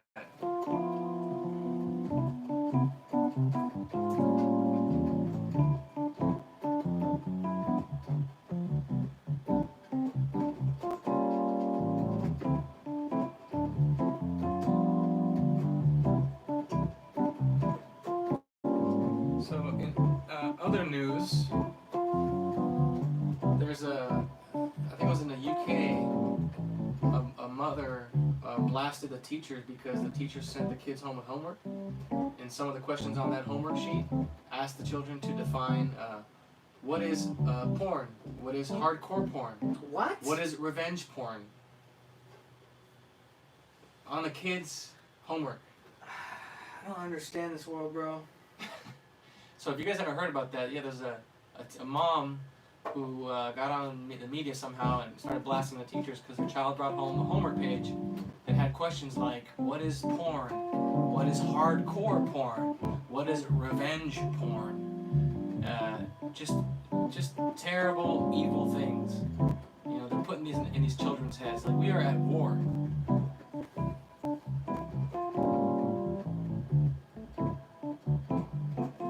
Tortoria. She loves hearing your stories, or T's stories. Yeah, T has amazing stories. He is a wonderful storyteller. And you never waste time, T. It's fascinating. I love listening to you. You always got something amazing to say. Even Rude, you were trying to call in yesterday, so call in before it's too late. Even Rude, he says, Trevor, your hair is on point. It's rocking. My hair? Oh. Yeah. Ha! Yeah, Johnny, revenge porn. Can you believe that, man? This is the stuff there. That's why you cannot let your children go to public school. I don't care. You gotta do whatever you gotta do. Get your kids out of there. Because so much damage is already done. You have no idea. And they're not gonna tell you everything that happens. The bullying, the weird stuff they see or hear. You know, they're just gonna hold it inside. And it's killing your child's soul. So if you love your children, get them the hell out of public school.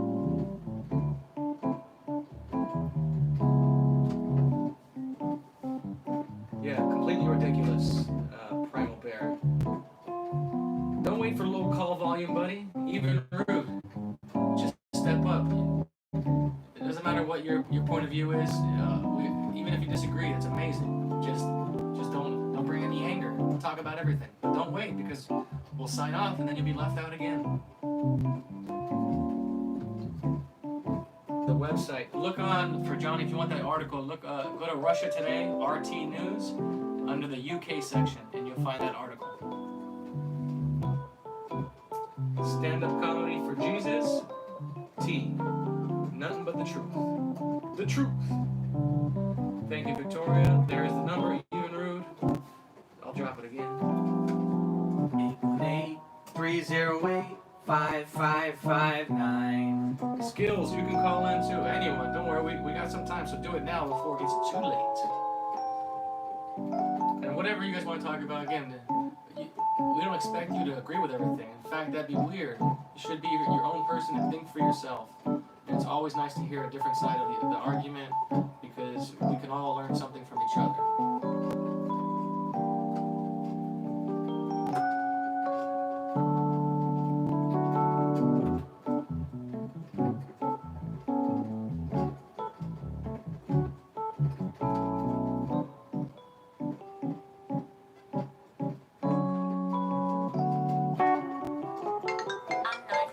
There it is. Here we go. Here we go. Evan Rude's Ranger. Evan Rude, you're on the air. Hey, what's up, guys? What's up, buddy? How you doing? What's cracking, Yvonne? Hey, you can call me Seth, by the way. That's my stupid Seth. Nice. throwaway Google account. Sethstridge. Hey, Where are you from? I mean, I'm from Salem. Massachusetts. The witch trials. Nice. Yeah, no, not Massachusetts, Oregon. Oh, Oregon. Oh, Oregon. Even cooler. That's where my dad lives out there near Eugene. How far is Salem from Eugene? About 1 hour away. Oh, not bad. Amazing. We were an hour away from you, because I went out with this guy to go see his dad's cabin and check out Oregon. It's beautiful up there. Oh, I love it. I really love it. I don't love Seems like every city has changed drastically. Probably every city in the United States, but Yes, sir. especially it sucks when it's you're born here, you're raised here. And Tell me about it. It seems like your city's turned on its head. That's LA, man. And my city turned on its head because most people that live here are all moved from some other place. You know, they have another home to go to. The holidays come around, Christmas, and they go back to their home. But meanwhile, they're living here, turning it into Commyville, California, pushing laws and becoming activists and actors, just turning it to crap. Yeah, I really probably don't have much to complain about compared to Los Angeles, but I definitely do get the same feeling, probably on a smaller scale. But Yeah. so many new people, so many new faces. Salem has about 150,000 people total. But it used to be I swear I recognized faces everywhere I went, and I could go across the bridge to downtown, and I'd see the same people in the same stores, and now it's you just don't recognize anybody. The neighbors don't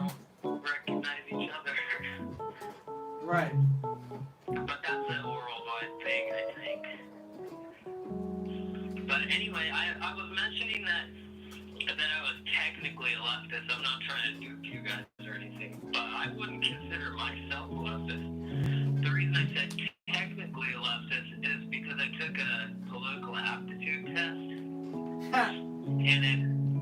and I was really surprised. My brother took one, and he was kind of slightly on the right-wing libertarian side. Was this on Facebook, the test? No, I just searched political aptitude test, and some other people were doing it, so I saw it somewhere and went to a website. What are some of the things that you are there like concrete things that you would fall in line with what people consider lefty today, like immigration or abortion? Are there things that you agree with on Yeah. that? No and no. Okay. I know for a fact I can pinpoint the things we disagree about. Yeah. I want to talk about that, but when it comes to immigration, I think that's even crazy that left-wing people. Oh, we lost the we call. lost him. Call back. Call back, Evan Rude. Seth, call us back, buddy. Dang. You're not a fantasy. You're right in front of me, my flower, my rock, my forget-me-nots. I never listen to them, that'd be a crock. Not only on my list, you're at the top. My Jenny from the block, if the time's right, I just might call you my babe. Put you before anyone and everything, my babe, my babe, baby. Yeah, that was a little loud, he said. You're the love of my life, the love of my life. Put you before anything. It's you I see when I close my eyes. Love of my life. Call back. I don't do drugs in my life. Yeah, the love of my life.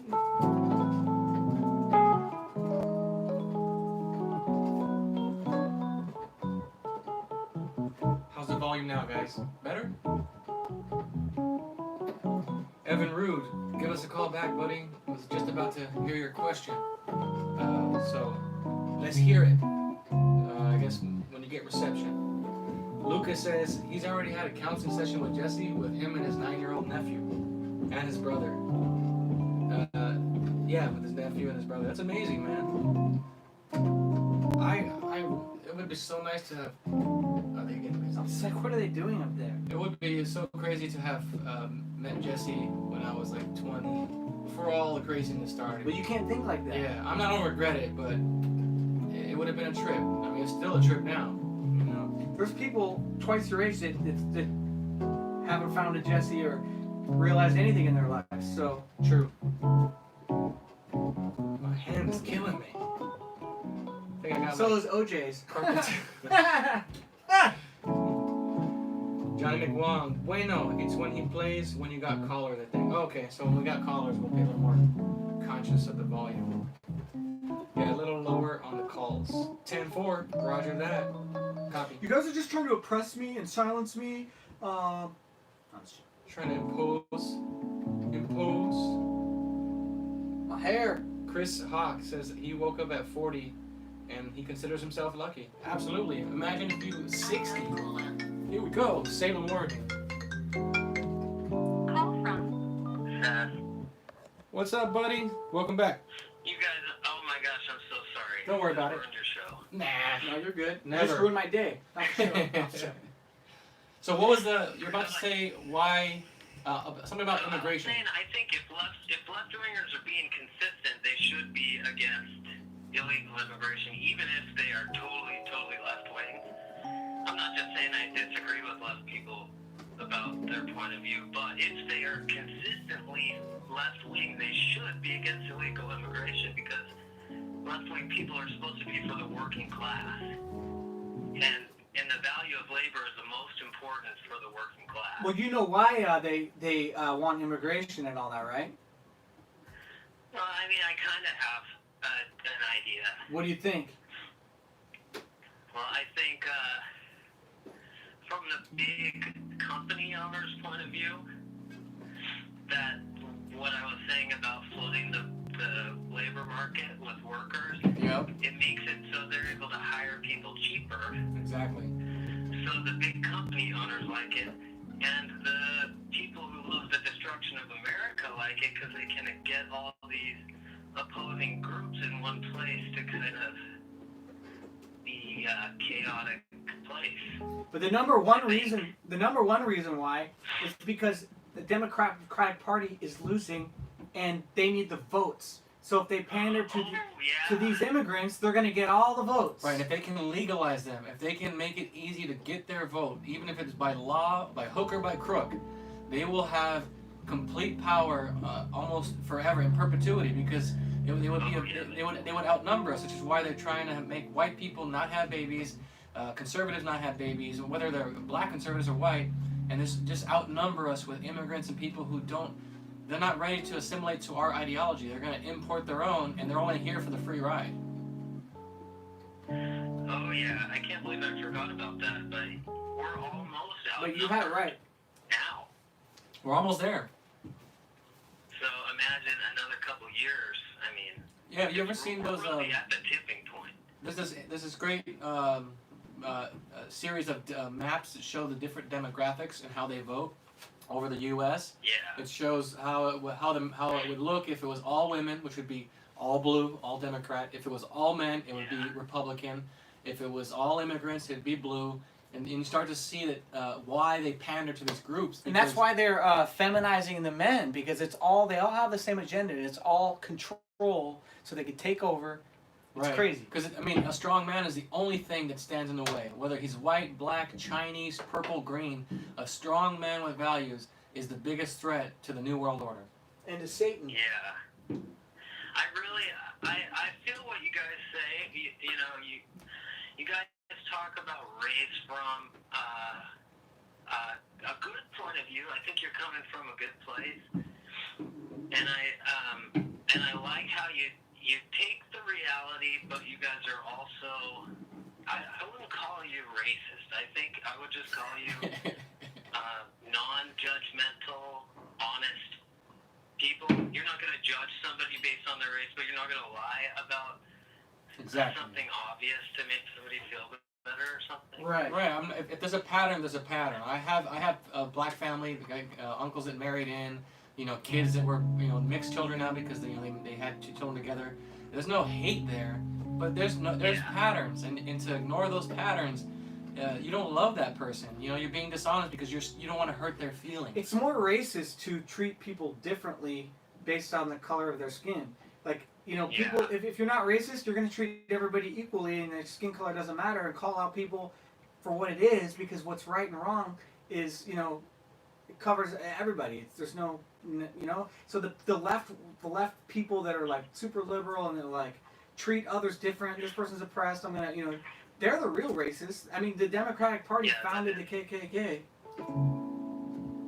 I mean, basically, you're called a racist if you acknowledge that race exists, even. Yeah.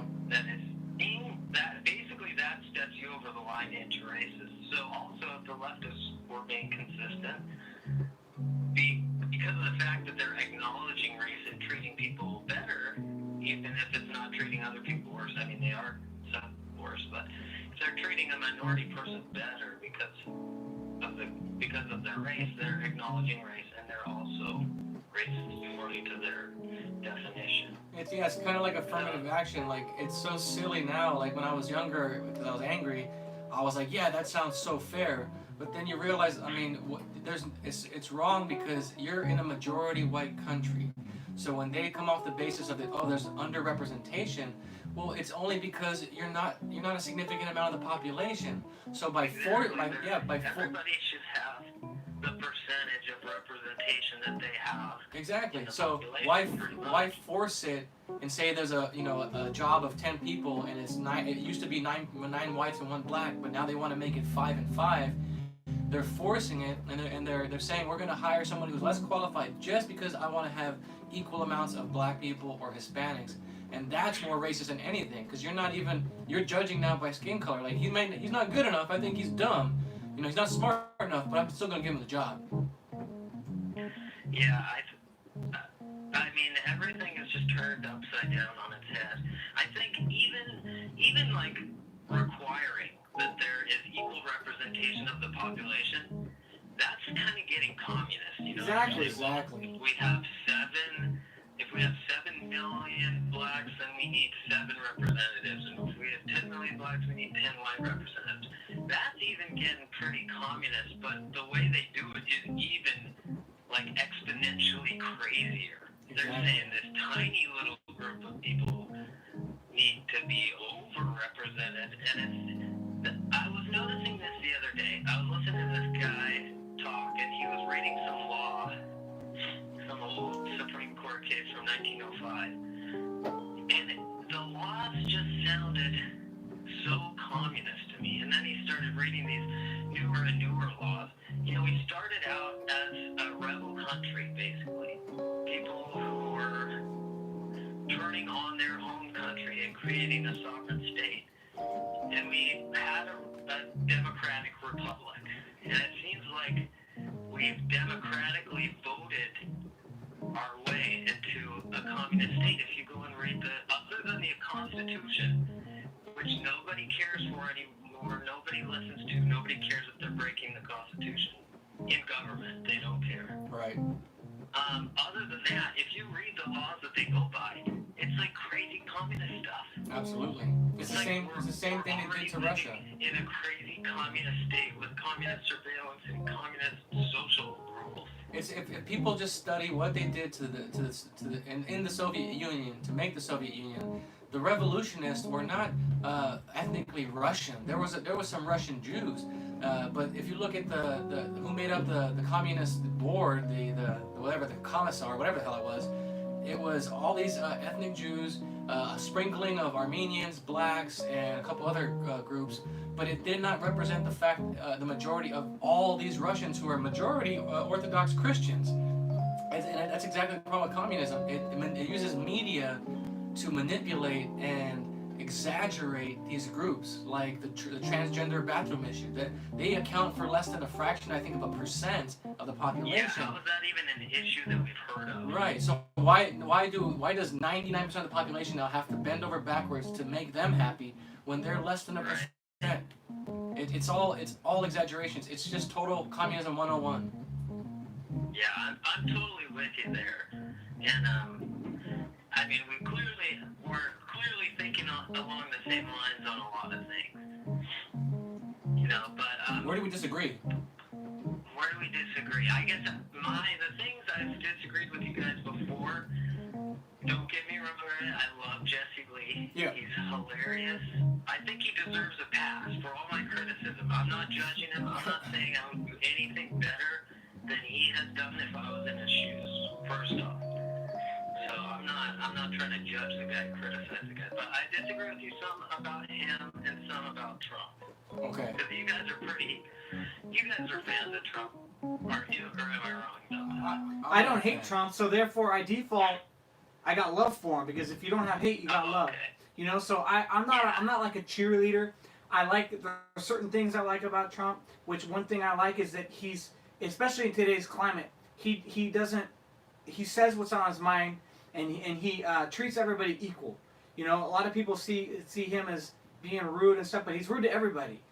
Everybody who's rude to, he's rude to everybody who's rude to him. And if you notice, he only punches when people punch him first, like all the reporters, and you know, like he's done a lot of things for all of us that nobody knows about because the media never reports on it, and they just kind of feed us all reasons why we should hate him. But look at all the things he's accomplished. Yeah, I would say like the same thing. I'm not a fan or a cheerleader. I can acknowledge what he's done right. I don't hate him.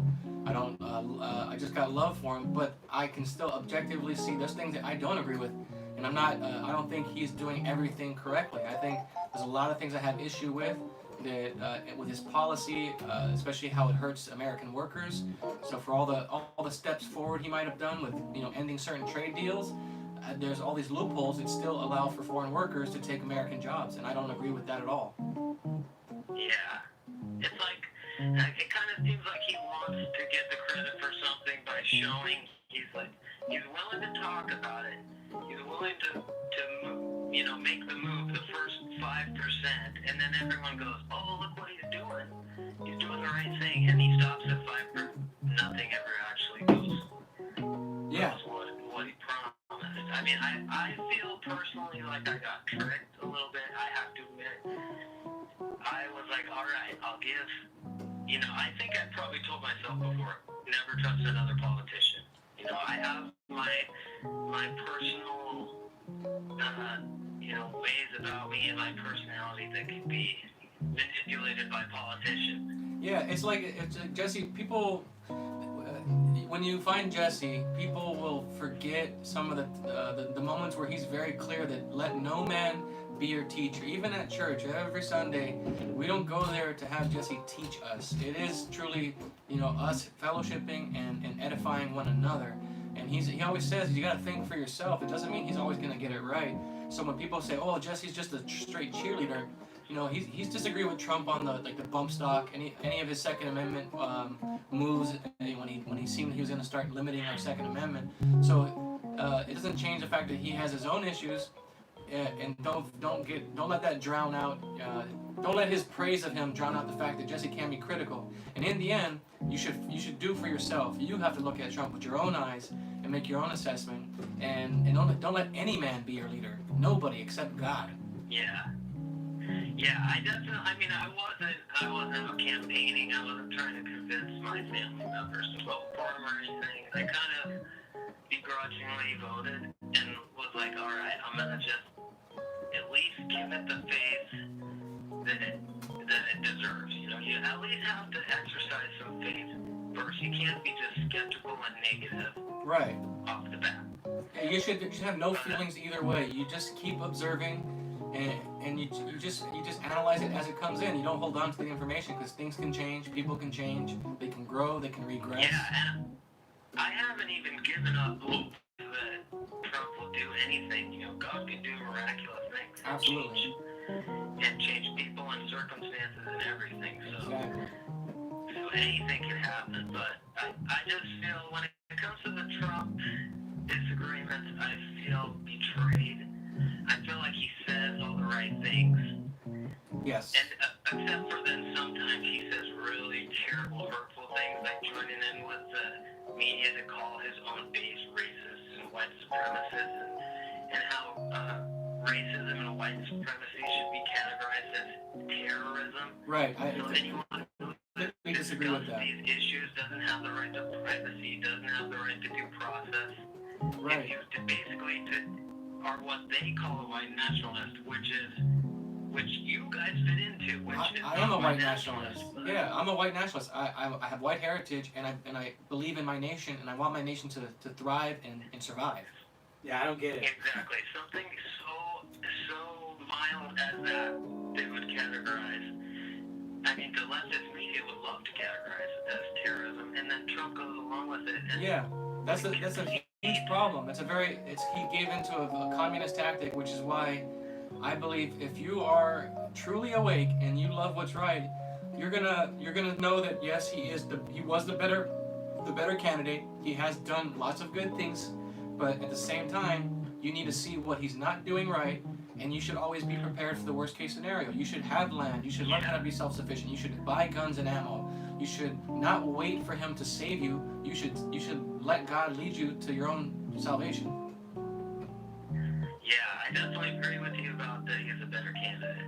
And then with Jesse, I mean, you guys have already basically ironed out whatever disagreement I thought I had about you and Jesse, but I don't want to discourage anyone from listening to the good things he says. I don't think anyone should stay away from Jesse. That's not at all what I'm saying. Right. The only one specific issue about Jesse is when I don't want to disrespect him. Just call No, him. you're Don't worry good, about it. bro. Don't You worry don't about gotta it. sugarcoat. Just be honest. That's the best thing you can do. That's love. But he's claimed that he's not really, that he doesn't sin. And just whenever he said that, it didn't sit right with me. It kind of, if you look at his personality, nobody is sinless. Nobody's sinless, and he's not saying he has been sinless his whole life. I think he just says he doesn't sin anymore. Yes, I think that's a great question. Jesus said if you look on a woman with lust, or if you have anger in your heart that you're a murderer. So, The thing is, I agree with Jesse on those points more than I disagree because one, I don't put my faith in the Bible. The Bible had the hands of man on it. I believe it like Jesse says, it's a roadmap, and you should let it go in one ear, out the other. But if you hold on to every word and you look at it like it's the literal word of God, I believe you will be misled because men manipulate things all the time. I mean, Yeah, the King James Bible was edited by King James. You put your faith in the Bible as opposed to in the truth that's in your heart, you know, because who wrote the Bible? Men. And where did they get that inspiration from? God. So it's like needing a middleman.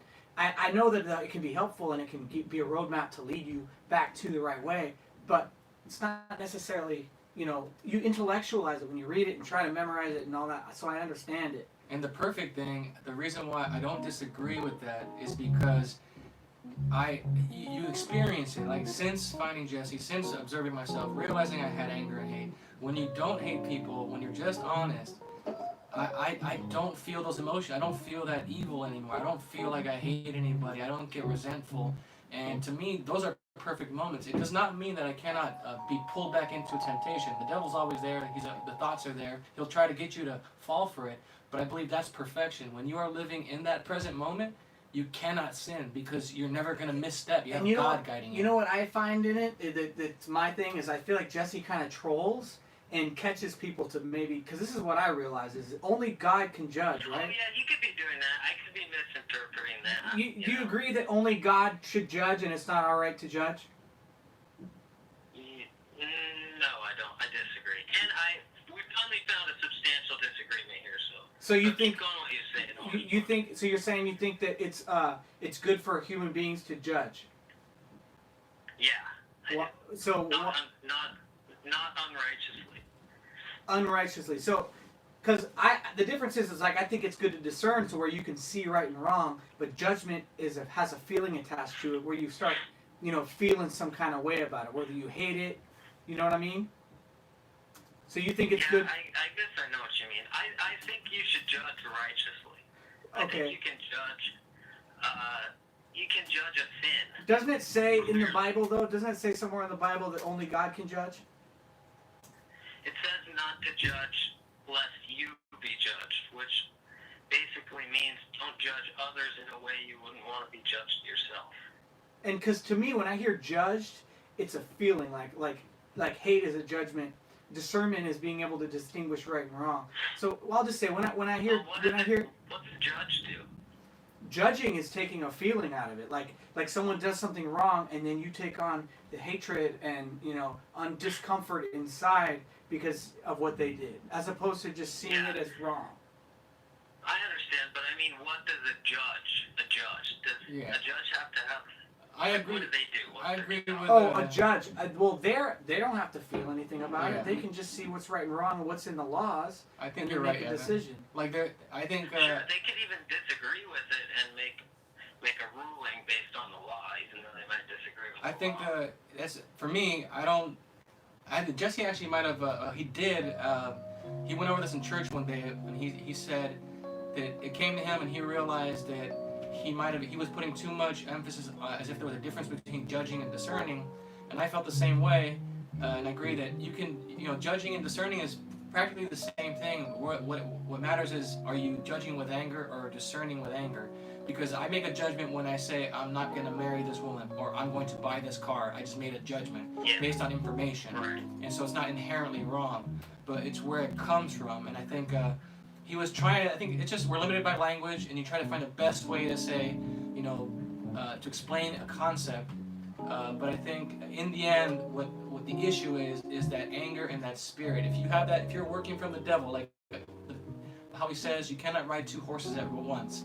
I think in the end, which horse are you riding? That determines if you are sinning and if you are not. If you're riding the right horse, you cannot sin, in my opinion. Yeah. Well, I will admit that maybe it could be. I don't know. I'm not in a place I can make a judgment on this, but it could be that I'm just not there. Yeah. You know what I mean? I have to admit, I do have anger in my heart. I do have lust in my heart. And so I won't judge another man for being angry, or at least I'll try not to, and I'll admit I do judge man for being angry or lustful. But, and it's possible, I suppose it's possible you could get to the point where you don't sin anymore, so that maybe that's my unrighteous judgment. Yeah, no, that's good that you have humility to be like, maybe I'm wrong, maybe, because I kind of like that too, and I know that I think of Jesus coming back, right? He was, and the way I see it is that Jesus was a man of flesh, right? But God was operating through him perfectly, so he was perfect, and he came as an example that we could see another man could be perfect. Right, he set the standard. So we're like, wow, Jesus, like we could do that too, but how, Yeah. Yeah, I mean, I think that's the goal. Right, and That's the example for us. Yeah, and like I think Matt said it in the chat, he said, Christ said, be born again and go out into the world and sin no more. That's the example he set. And if you're lucky and called, so will you. And I think that's exactly it. We shouldn't limit ourselves. Let's not let the intellect tell us, well, but I learned this, or but I was taught this, but I understood this as a kid. Don't limit yourself. If it's true that we are made in his image, and it's true that if we can't ride two horses at once, if that basic logic is true, then let's say that, hey, if I can ride the right horse for the rest of my life, then I can be just like Jesus as he wanted me to and as God commanded us to. And that's not to say that you won't make a wrong turn. Like I always say, it doesn't mean you're not like, hey, I took the wrong exit, or I miscalculated this, but you're not operating from anger. And one of the most beautiful things, like music has shown me so many different things, that if you make a mistake, it's not about the mistake, it's the recovery. And how you recover a wrong note or a flaw, quote, you recover it by seeing what it is and turning it into beauty. So I think the same thing can happen in life, where my own judgment of thinking something's a mistake or not becomes, it's like you turn the sky into a ceiling by, I'm basking in judgment, thinking that I messed up. But if I'm in the present and I recover something, it turned into something magical that I could never have planned. Yeah. So the other thing, I mean, the substantial difference that I noticed here in the last couple of minutes is that you guys don't believe the Bible literally, and I would say that I trust the Bible literally more than any other book. I agree with that. I think there's more truth in it than any other history book that I've read. But I think that I used to not believe. I was actually raised in a what some people would consider a cult. And what was it, the Church of God or something? What's that? Jehovah's Witness? Was it the Church of God or something? The one that Joaquin Phoenix was a part of? No, Mormons. Oh, okay. John Smith. And I kind of grew up, and the church always says that the truth fears no investigation. So I was like, all right, well, it's not bad for me to investigate whether it's true. And then I investigated whether it's true, and it's not true. So then I didn't believe anything, because that's your whole foundation. That's really bad. You build your whole foundation on something false. Absolutely. It really screws you up when that bottom falls out. Right. And I lived a wild and crazy life for a few years, and then I had a kid, not the right way, but it snapped me back out of crazy land into reality, and so I've just been trying to live right ever since, and been just looking for what's true. And I landed eventually on Jesus Christ. And the reason I did that is because of the claims of the Bible, the verifiable claims of the Bible, the prophecies that we know were written hundreds of years before the birth of Christ, like hundreds of specific prophecies that all come true very specifically in the birth of Christ. So that's why I think that. Do you believe that Jesus is the Son of God or God Himself?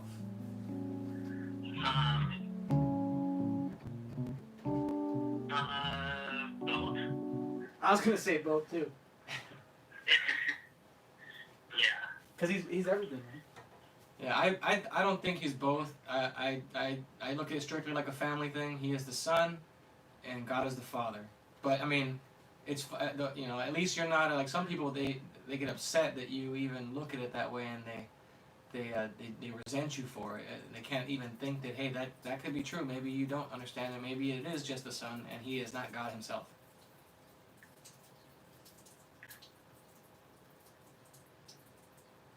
Well, yeah, some people get mad either way, Doesn't matter what they think about it. If you disagree with them, they'll get mad. And people have to have the space to work things out, You can't get mad at somebody because they disagree with you about a spiritual, philosophical issue. And like abstract, immaterial issue. Yes, sir. There's a question in the chat. So maybe you have a thought on it, Seth. Gracie's asking, do you believe in some people having a drive or ambition, or that there are are there people that are more motivated than others? Yeah, I do, but I don't think anybody has the excuse for sloth. Right. It might come easier to others, but Do you think that anybody can do anything through Christ. Do you think that people who are ambitious and passionate, do you think that's a good quality, or do you think that they are risking losing themselves in emotions and thoughts again? I think it could be a double-edged sword, It could be a great benefit, and then if you take anything too far, it could be a detriment. I'm kind of like that. That's what I did. I got into drugs and stuff. And even since I got out of it, I have this crazy one-track mind. I got on bubblegum ice cream, which is one thing I got on. And it was like 70% of my diet, and then my poop was pink from eating bubblegum ice cream. Pure pink, the same color as the one it goes in. It came out, sorry. Better than red. But, Yeah. yeah. And anyway, and I got into coins, silver coins, and stacking silver, because I was bad at saving money.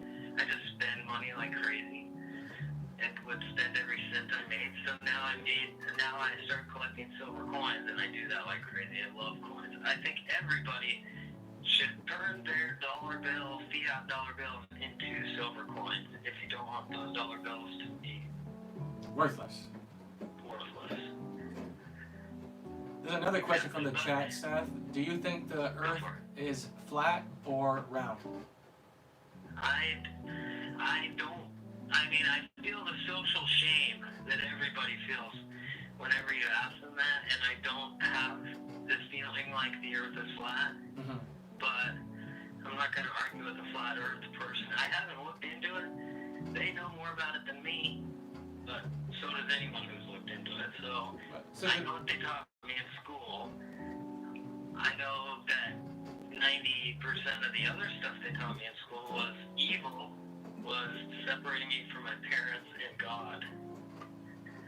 So I'm not so proud to admit I know for a fact I've seen the Earth on a curve from space. I haven't been to space.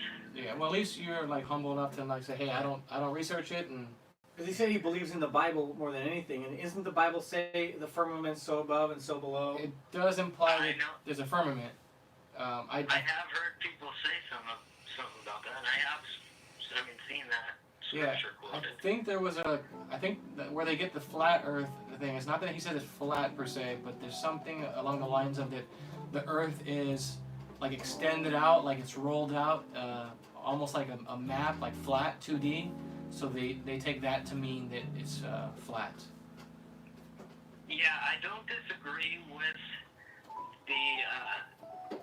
the basic thing behind what they're saying is that people in charge, powerful, rich, crazy billionaire people, want us to feel small and meaningless, and like we're just on this random planet and we're all animals and there's no purpose really. I Right. don't disagree that there are people who want to push that sort of message. So I don't want to get the flat earthers mad, and I don't want to get the round earthers mad.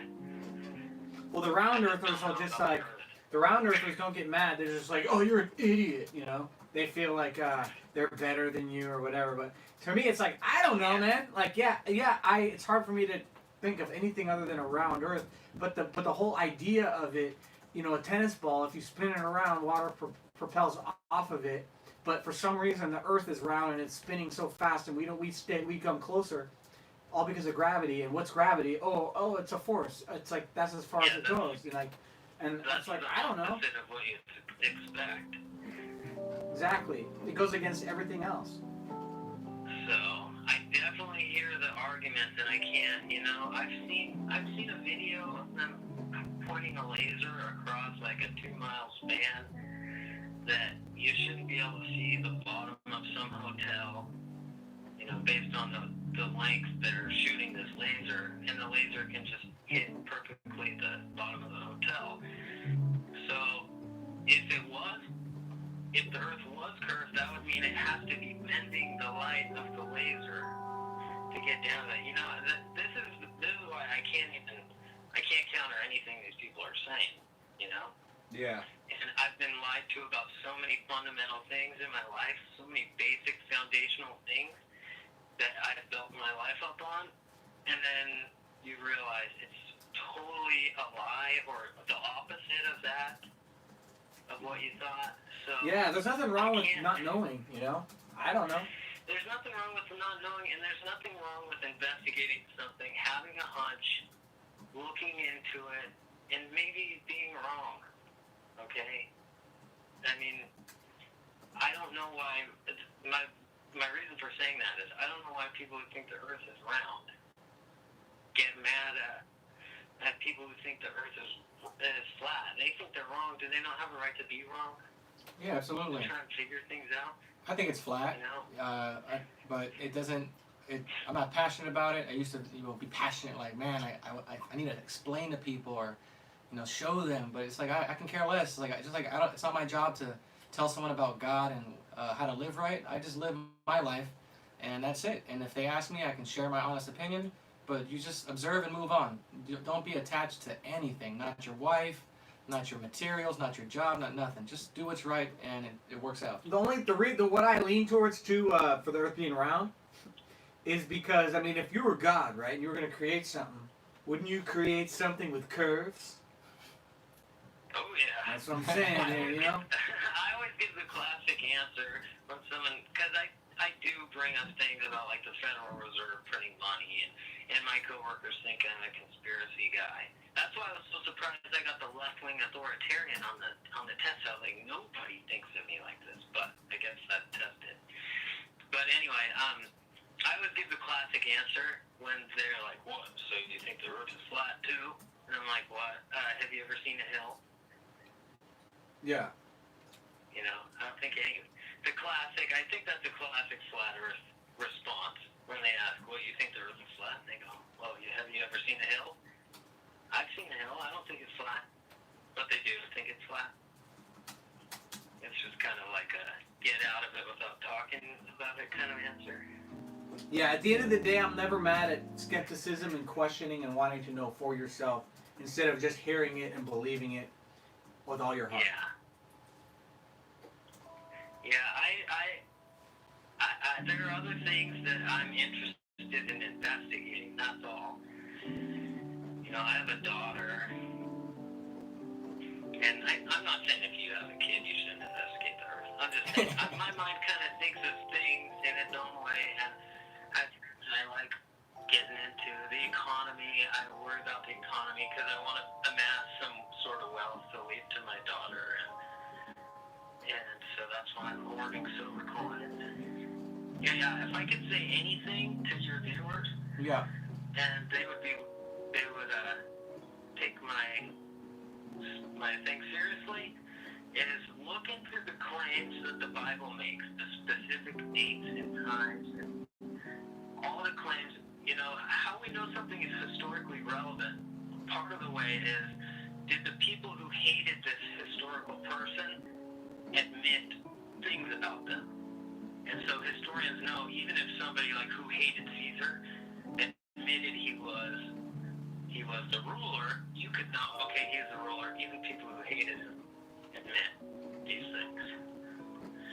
So there are people who hated Jesus that were famous people who are on record saying they witnessed the miraculous things he did. And there are tons of prophecies in Isaiah. Look at the prophecies in Isaiah. Crazy specific dates and time. It's like it's describing Jesus. It's not a stretch to fit these prophecies on the head of Jesus. So that's one. And number two is check out silver. Even if you have money to buy gold, check out silver. But What are your questions on the silver thing? Because I definitely believe in having mineral wealth, you know, land, cattle, minerals. What are some exchanges, or how do you recommend people get legitimate, they source legitimate silver? Where would I go, for example? Bullion? Because I see websites, but yeah, I think everyone should start with bullion. Just get a silver American Eagle coin. It's the most famous silver coin around the world. where do you source it? What website? Local coin shop. A local coin shop? Local coin shop. There's lots of bullion dealers online. You can go to the bottom of their page and it shows you if they're a registered dealer with the U.S. Mint. And you can trust them. They get you your silver in a couple days. I do it all the time. Okay, so look for them being registered with the U.S. Mint for legitimacy. Yeah. Good point. And the reason I say that is because silver and gold, they've been money. Silver's actually been money longer than gold has been. I agree. And that's why people love gold, is because of the history.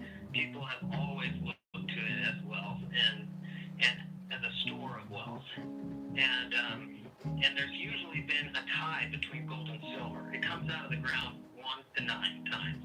9 times silver, 1 time gold. And it used to be priced that way. 9 ounces of silver would get you 1 ounce of gold. And then as time went on, it kind of widened and got to about 1 to 30. But now we have the electronic silver market. Just like they print paper dollars, they can do the same thing with silver, because when people invest in silver, they're usually not buying silver coins. They're buying electronic silver that's just fake. It's just like they can print more silver coins to sell more people, even if there are no more silver coins on the planet. So get real silver coins in your hand that they can't just print a bunch more of. Because right now the tie between silver and gold is about 115 to 1. So it used to be 9 ounces of silver would get you 1 ounce of gold, but right now 115 ounces of silver will get you 1 ounce of gold. And even guys who love gold are saying silver is so undervalued right now. Don't worry about buying gold. Buy silver, and you'll be able to trade that silver for gold once the ratio equalizes. Interesting. Well, I definitely want to buy some silver for sure. So just look into it. I'm not the smartest guy in the world, but there are some really smart guys that I'm smart enough to know a smart guy. Okay. Yeah. Well, I It's appreciate like it. I'm the only thing that I know is that I know nothing. So knowing that I know nothing is better than not knowing nothing and thinking I know. Yeah, totally. Well, I appreciate your call, bro, and thanks for Good to talk to you guys. speaking up and disagreeing or whatever. And it's all Yes, good. sir. Thank you, Evan. Seth? Oh yeah, good to talk to you guys. All right. Be well, bro. We'll Well, talk have a to you. great night. You Have a too. good show. Bye. Bye. Amazing. Stomper. Stumpy McStompersons. Let's see. Who do you think would win in a fight? Al Roker or Al Sharpton? Who's Al Roker? I don't He's even a know who that fat is. guy that was on the morning show. He lost a lot of weight, black dude. There was this one viral video where they say he was a clone because he just blanked out and just kept staring at the screen. I have no idea. Al Sharpton looks like he's ready to keel over, so he might not last long. He, a lot of people don't know that, but he's Cat Williams' That's great Al Roker. grandfather. Oh, I'd probably say Al Roker then, because he looks younger. He's got a little more weight. You know, Al Sharpton's very angry, so he's not going to be very logical and focused in his punches. He lost a lot of weight. He looks like, He looks nuts. yeah, he looks weird. Like he has a huge head now on his little tiny body. Yeah, Matt says if you want to buy bullion, go to JM Bullion website. Thanks, Matt. Has not stopped outpacing silver since. We all need a small hat, friend. That's right, Primal Bear. Not all, but most. You know, it's not they're not all in on it. I got friends I went to high school with. They wear small hats, but they always were good to me. They live their lives. They don't go out and hurt anybody. You know, they're not at those board meetings. They're not in the Bilderberg group. You know, so it's not all, but many. Check all your U.S. Coins if minted 1965 or older. They are silver. Interesting. If you get a coin that's 1965 or older, it's likely silver. So keep it. Dude, Randy Jackson from American Idol looks like a dark brown peanut M&M now. Well, is there any more callers? I think we're going to bring it down to one last call before we sign off this wonderful night. Number is... What is that number again? 818-308-5559. Oh yeah, Skills, Carmite. You want to call in after Evan, so this is your chance, my friend. Don't think about it. Just pick up the phone and dial. That's a no for me, dog. Randy Jackson. Yeah, they're all too skinny, man. And like that weird skinny, like they're not healthy. Yeah, Skills. Everyone put Skills. Press 1 to have Skills call in.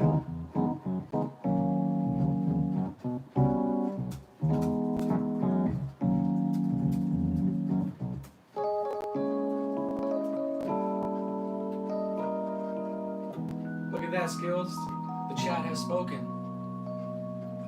It's your turn, my friend. Take us out with a final call. Let's hear from you really quick. Skills with the beats. Unknown caller.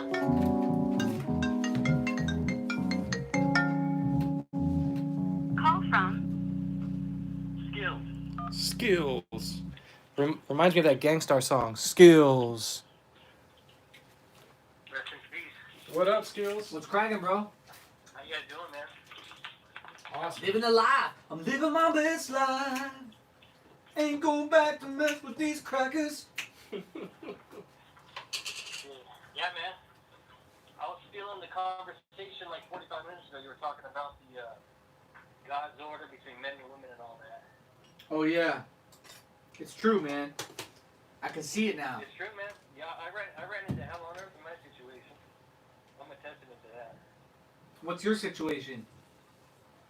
Basically, I was raised with like Christian parents. They're still together. They love each other. Everything. But I ran into I came down to California like a decade ago. Basically, I kind of like slowly backslid over like the last decade, away from like not so much faith but just practicing. Yeah. And I kind of had like an internal yearning for like the family life, but I found my place in Los Angeles where I didn't really feel it coming to me as quickly as I wanted, and I lacked patience and faith in God at the time. Yeah, I hear you, man. I'm in Los Angeles, too. Where in LA are you? On the west side of Culver City.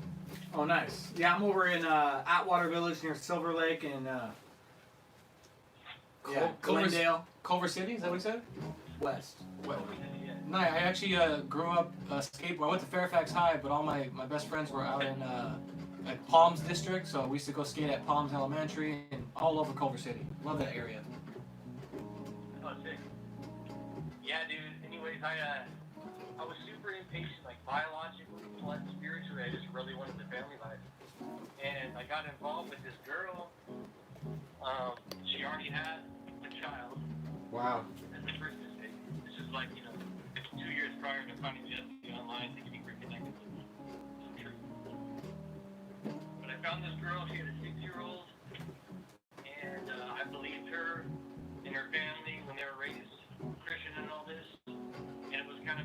outside polish on the situation. It wasn't until I was kind of like fully involved in their lives, filling that void where the father had bounced, where I just kind of felt, my spirit felt at a point of no return, and I got fully involved when I shouldn't have. Man. Having my own child with her, so I was feeling what he was saying with the whole mixed races thing earlier, is what I was talking about. Wait, is she mixed race? What are you guys? What's the difference? Yeah, what are your guys' backgrounds? She's black. She black. She's black. So are you receiving hell or what? Oh, dude, I got the full treatment. It turns out they're not quite the believer I thought they were. It turns out that, like the mother, who would be grandma in this situation, she really despises Christians, Wow. and she has like I love everybody. I love white, I love black, I love Jews. Her mom is like a Cuban Jew. Cuban? And her dad's black. Yeah, Cuban. So she's got like a super household run by mama. And they really look down on blue collar. This is what I am. Really look down on conservative. This is what I am. So now I'm in a situation with a 3-year-old son, and I have to deal with his family and navigating through this, trying to keep them breaking apart. Are you guys, were you married? No. No. Does Out of wedlock with someone with a kid already. does the family or her believe that you have white privilege? Of course.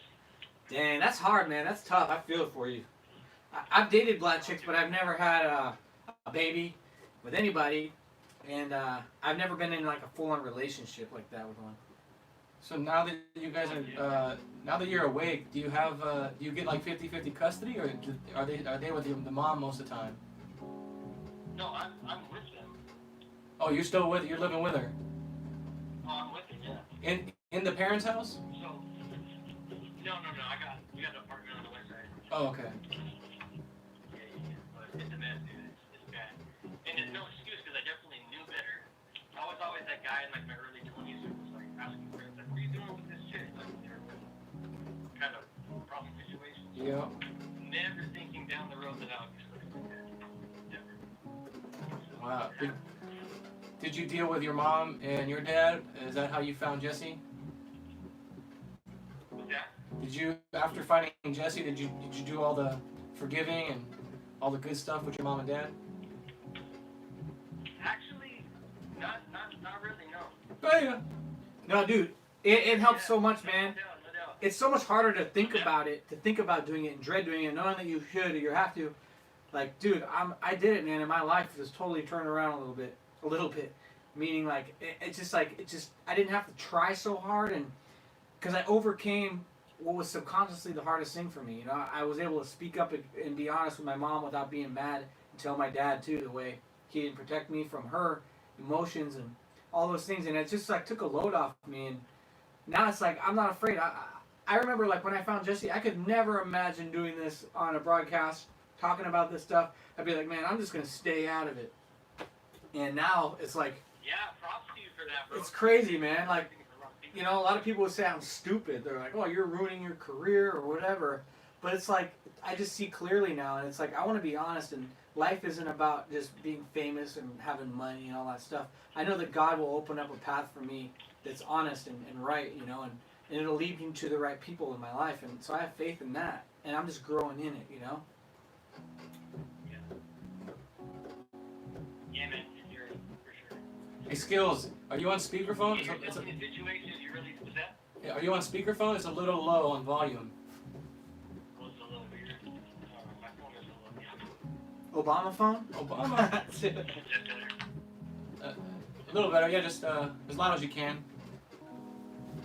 Yeah, man. It's trippy when you grow up in a Christian household because you're almost like you're almost in a bubble, which really isn't a bad thing. But at the time, I remember feeling like I had to get out of the world and experience it.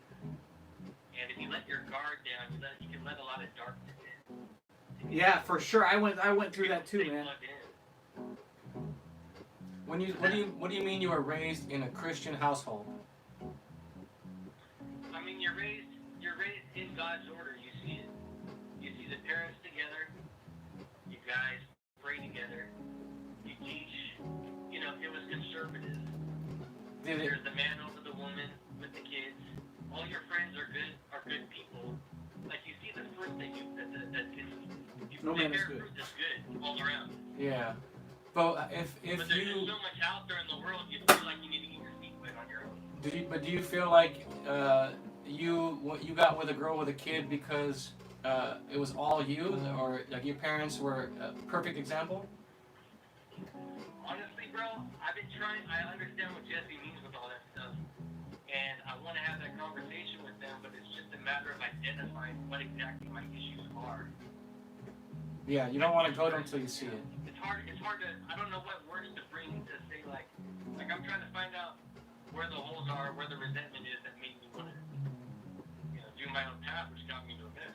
Trying to figure it out. Did your parents have a relationship? Like, did they impose onto you at all their relationship in a subtle way at all? Like how your mom felt about your dad, or how your dad felt about your mom? Was that expressed to you? Were you like treated more like a friend, and they would talk against each other to you and put you in the middle? Not really, bro. That's the thing. It was almost like it was too like the boat wasn't rocked at all. So when you say that there was inside of me that. when you say it was a Christian household, did they expose you to church and start taking you and trying to teach you what it meant to be a Christian, or did they let you discover it by yourself? We for sure were regulars at church, because I was like a youth group kid for sure. Okay. I never felt like they were never forcing me to go to church. But you were always going since you were little, right? I was little. Yeah, so I mean, in a way, they did force you because they didn't ask for your opinion. They just signed you up for youth classes, correct?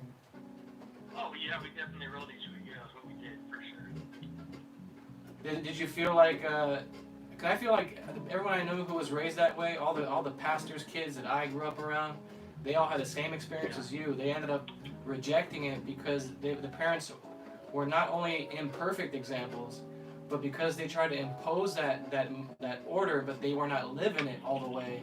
Those kids rebelled against it. Oh, I see it. Yeah, that makes total sense, man. For sure, the PKs. Because the kids would definitely get into the most issues. Yeah, because they felt like their parents were hypocrites because here they are supposed to be perfect and they're telling the kid what's right, what's wrong, but they're not being perfect at every moment. Yeah, that's what my parents did too. Where my mom, she was a real big talker about the what's right and all these things, but what I saw and experienced as the example was not it at all. So it kind of made me just have that resentment of a hypocrite, like, but I didn't know how to articulate it, and I couldn't really see it, but I knew subconsciously I was angry, and I inherited like my mom's identity. Like she, like I started feeling and acting like her, and I didn't realize it at the time until I got out of it and realized that I wasn't living as myself, and I wasn't able to articulate myself, like school and stuff. They would say, you have a learning disability and a English arts difficulty, and my mom would always be speaking for me, defend me, and give me all these excuses all the time. And at the time, I was like, oh, cool, I got my mom to defend me and have my back. And then later, I'm like, man, like I couldn't really explain myself very well. I couldn't, make my own decisions, all kind of stuff. So it was like it crept up until I really saw it. Yeah, that makes sense, man. Yeah, I've tried to look inside for all those issues. I've tried to identify. Maybe I wasn't challenged enough. Maybe I didn't feel like it's just maybe I was bored. Do you have any brothers and sisters? Yeah, I got an older sister for sure. Yeah. Yeah, same here. I got an older sister, 2 years older. Did she turn out any better, or did she also do the same thing, doing things out of wedlock and? No, nothing like that. I was definitely the black sheep for sure. Did you say I was the black kid? The black sheep. Oh. The black sheep is the black kid. Yeah, well, I mean, obviously, I mean, maybe this could be something you can kind of look at it from the angle that it could be, them imposing Christianity on you when, the way I look at it now, I completely agree with Jesse in the fact that you should not teach your kids how to be Christian. First of all, you don't teach your kids anything. You just live by example, and they learn how to be by watching you. So if you want them to learn about God and what's right, they'll do it by watching how your father treats your mother, how that your mother treats you guys, and that's the order, that's the example. And if they fall short of that, and if you can remember, and it comes to your mind, you realize, you know what, mom was imposing, and they were hypocritical because they would tell me not to do this, not to do that, but they had anger, or they had resentment, or they were impatient, and all those little traumas add up. Well, yeah, now I'm in a situation where I'm trying to teach what you're saying. But all I'm hearing the other grown-ups in my life say is, do as I say, not as I do, parenting. Exactly. Wrong. Exactly. And that's why kids rebel. I'm the only force preaching against that in the room. So it's complicated. Yeah, it's no wonder that you had a child out of wedlock with a woman who had a kid, because they were being hypocritical with you, and you had probably other adults in the church who were setting bad examples. And I think it hurts more because they're supposed to be Christian, because they claim to be that, and they fall short. And you think they're perfect for so long, you're disappointed to face the truth that they're not. And then it's uncovering. It's like peeling an onion. I see what you're saying. I was referring to my current situation with the grandparents, and my parents are out of state. Yeah, see, there's probably issues with them too, but I'm talking about currently trying to raise my son under this very liberal left umbrella, where I'm the only one saying, do as I do, not do as I say. Do you allow your children around the grandparents? Well, I mean, yeah, they're the only family here, and it's a tricky situation with having to juggle. Whether or not I'm going to split off and fight for rights, or try to steer it to the right direction and make it work. Now I'm curious. This just popped in my head, but do you deal with anything that has to do with, because are you white? For sure. Okay, you're white, and so your kid is half white, half black, right? Exactly. So do you deal with them acting like they know more than you about him because he's black and you're not? And I'm going to raise him this way because he's a black kid, and you don't know what it's like to be black? For sure. Man, that's tough. But they're also white collar while I'm blue collar. They're super high earners while I'm just, a regular So blue collar guy. would you say, family or not, are your grandparents, or the grandparents you're dealing with, hers or whatever, are they a perfect example of a Christian or someone who's living right? No. Why would you take your kids around them? I mean, that's a good question. Yeah, because I understand you'd almost think that, like, well, of course they need to have their grandparents, and he probably is your family involved in the kid's life just as much as hers? Definitely not. They're out of state. Yeah, so you feel probably out of power and like teamed up against. For sure, overcompensating and probably getting into more arguments than I should. Yeah. Or maybe not enough. Yeah, I would say, man, if they're not living right, I don't care what it is. Like, the right thing to do is the right thing to do, and there is no in between. There is no halfway good or halfway evil. Like, they're either good for your children or they're not. And if they're not, they're gonna destroy those kids like they destroyed, their mother. Yeah, because you don't want him to go through life thinking he's oppressed and he's a victim because he's black or anything like that. Like, because it's just a mentality you grow up with, and if that's their mentality, it's gonna get passed down to him, and he's gonna walk around as a black man or as a black woman thinking in that way, as opposed to just, I'm gonna make life is what I make it, and I'm not gonna fall for that stuff. Yeah, if they don't like you, and they're gonna raise them they're gonna put that energy into them. So you're literally turning your kids over to people who are gonna turn your kid against you. Yeah, see, they're not as big of an issue as trying to pull I hate to use the term baby mother, but that's what it is. It is. She's a baby mama. Convince her to be more on my side. Convince her to come to me rather than to lean on them when push comes to shove. Is the key. If I can get her to listen to Jesse for more than 30 seconds, that would probably be helpful. I think too, at the end of the day, if you're doing right and you're the example, your kids are gonna see that difference and they're gonna know, and eventually they're gonna start to be like, yeah, I like being around my dad. My dad's different, Like, he's gonna see the difference. Honestly, that's my day to day. The truth is, day-to-day what keeps it going for me. Yeah, the truth always prevails, man. So just be right and do what you can, and like he said, I would just, as much as you can, try to control the situation of them not being around so much, you know? If you didn't take your kids over to the grandparents, what would the baby mama do? Get it right. And man, that's well, tough. what you said earlier, Trevor, hit the nail on the head. You said something about your dad, how he wasn't dad per se, but he ended up being absent from working, right? Yeah, and when he absent too, in the sense of when he was home, he took the back seat. Yeah. Because my mom would kind of be like, you know, well, you're never home and you don't know the dynamic and you just come back and fall in line with what we are. And he would sit back as opposed to being like, all right, Dad's home. This is how it's going down. You know? For sure, yeah. See, I try to correct that as much as I can, but it is a fight when I see them 1 to 2 hours a day versus per home 9 or 10 hours a day. For sure. I would make those corrections too. Make those corrections too in front of your kids so that they can see the truth and know, and they'll know, man. Kids know. They can see what's right and what's wrong, and it's just about that anger. You know, like I saw that my dad, he didn't really get angry. My mom always got angry, and then eventually my dad would get frustrated because certain things, but he wasn't angry. Yeah, I can't imagine. I mean, it's tough. My brother was married to a woman that would undermine him and continues to undermine him to this day. So if you're at work, yeah, you can't, physically stop her from going to see them.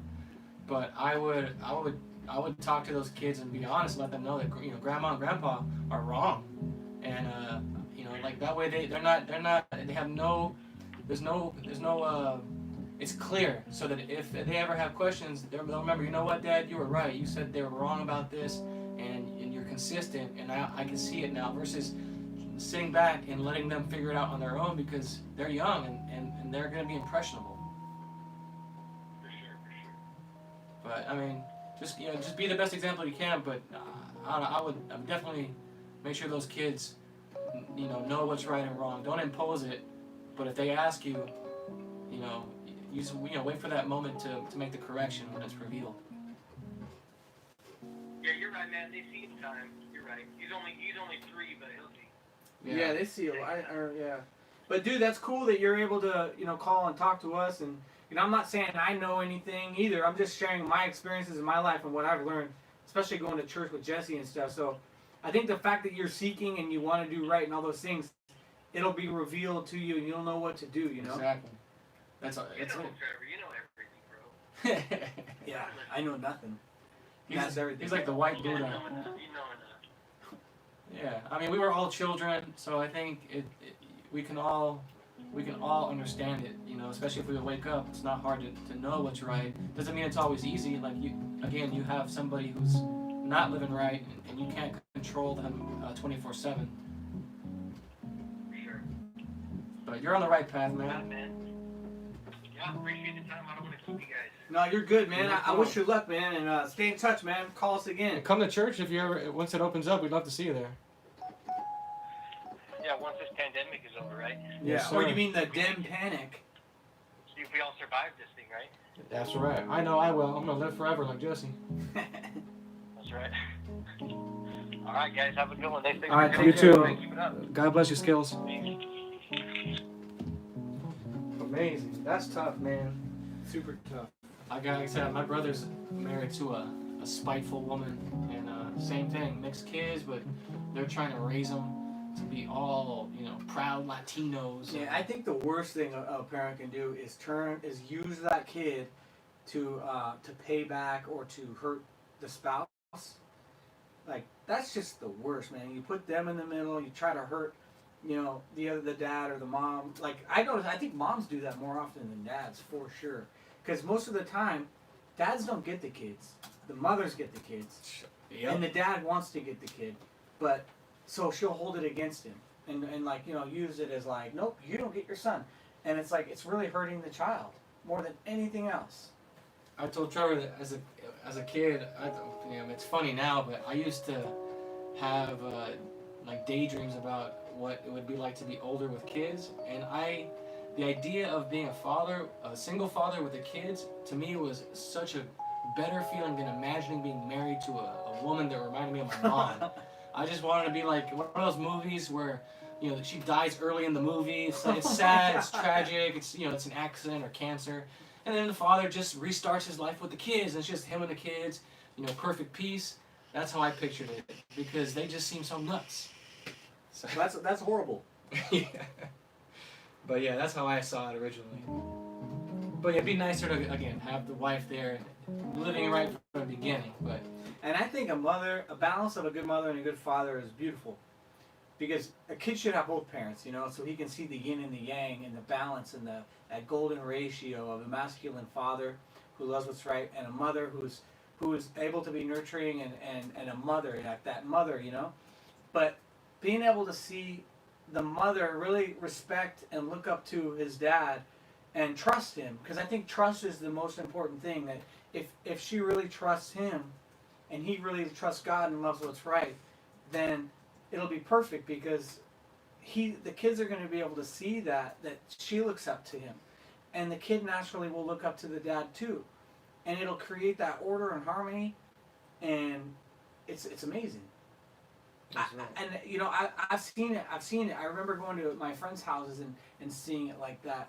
Like there's something about a father that's able to, be stern and say the truth, but have that spirit of lightheartedness and fun. Like that's what I hope to be is be able to correct and say things, but in a tactful way where it's like it's inspiring to the kids or to my wife or whoever's in my family, to be able to just lead and make them feel, not make them, but inspire them to want to come to me, to want to do as I do. And I think that would be amazing, man, because in music, right, I always lead back to music. Like, I wanted to sing because I was inspired by hearing other singers. And whatever they would do, I wanted to sound like them, I wanted to do it. And once I started emulating and doing what they did and listening and trying to copy it, that's when I came into my own, because all of the things that I absorbed was emulated at first, and then it was like it came naturally and I was able to make it my own.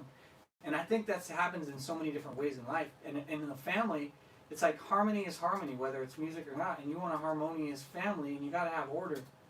And if a kid sees that harmony with the mother and the father, and it's like, this perfect order, they're going to be inspired, and they're going to want to do as their parents were when they grow up, and they're going to, they're not going to get wounded, hurt, dysfunctional boyfriends and girlfriends and husbands and wives, and just keep repeating that cycle. They're going to they're going to be able to identify and recognize the real deal. It won't be a fake, because that's the thing. It's conflicting when you hear the right things and you see the wrong things. It just messes with you.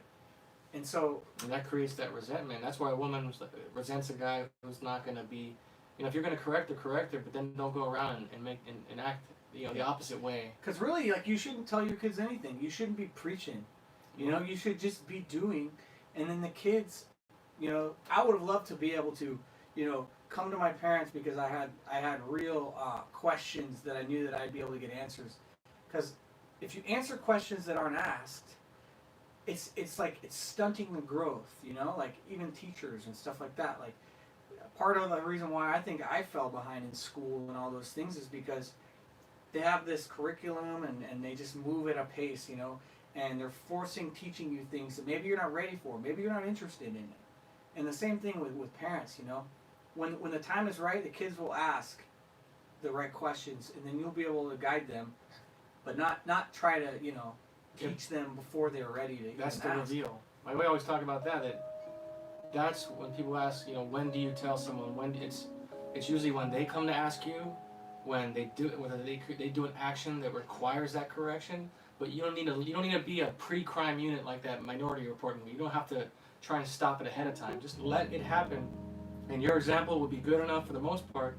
And every now and then you just kind of correct them and put them back on the straight line. Even when it comes to your wife, you don't need to get all in your feelings about it. It should be fun, but you know when to be firm. But even then, she should be able to see the love in your decision, whatever it might be. Because at the end of the day, it's right or wrong, good or evil, right? And so there's free, and then there's controlled, right? So free would be right. Free would be love. Controlled would be wrong and evil, right? That's part of what opened my eyes about the left, is that I noticed that they always want control. They want to have more regulations. They want to tell you what you can and can't do. You know, of course, with the abortion thing, it's like, well, someone might say, oh, well, you're controlling a woman, you know, telling her that she can't have an abortion and all that stuff. And that's a tricky one. But deep down, it's because you're murdering and you're killing a life. And so that, you know, so at the end of the day, you know, when you get caught up on thinking about an overbearing father that's controlling, right? That's not the right way.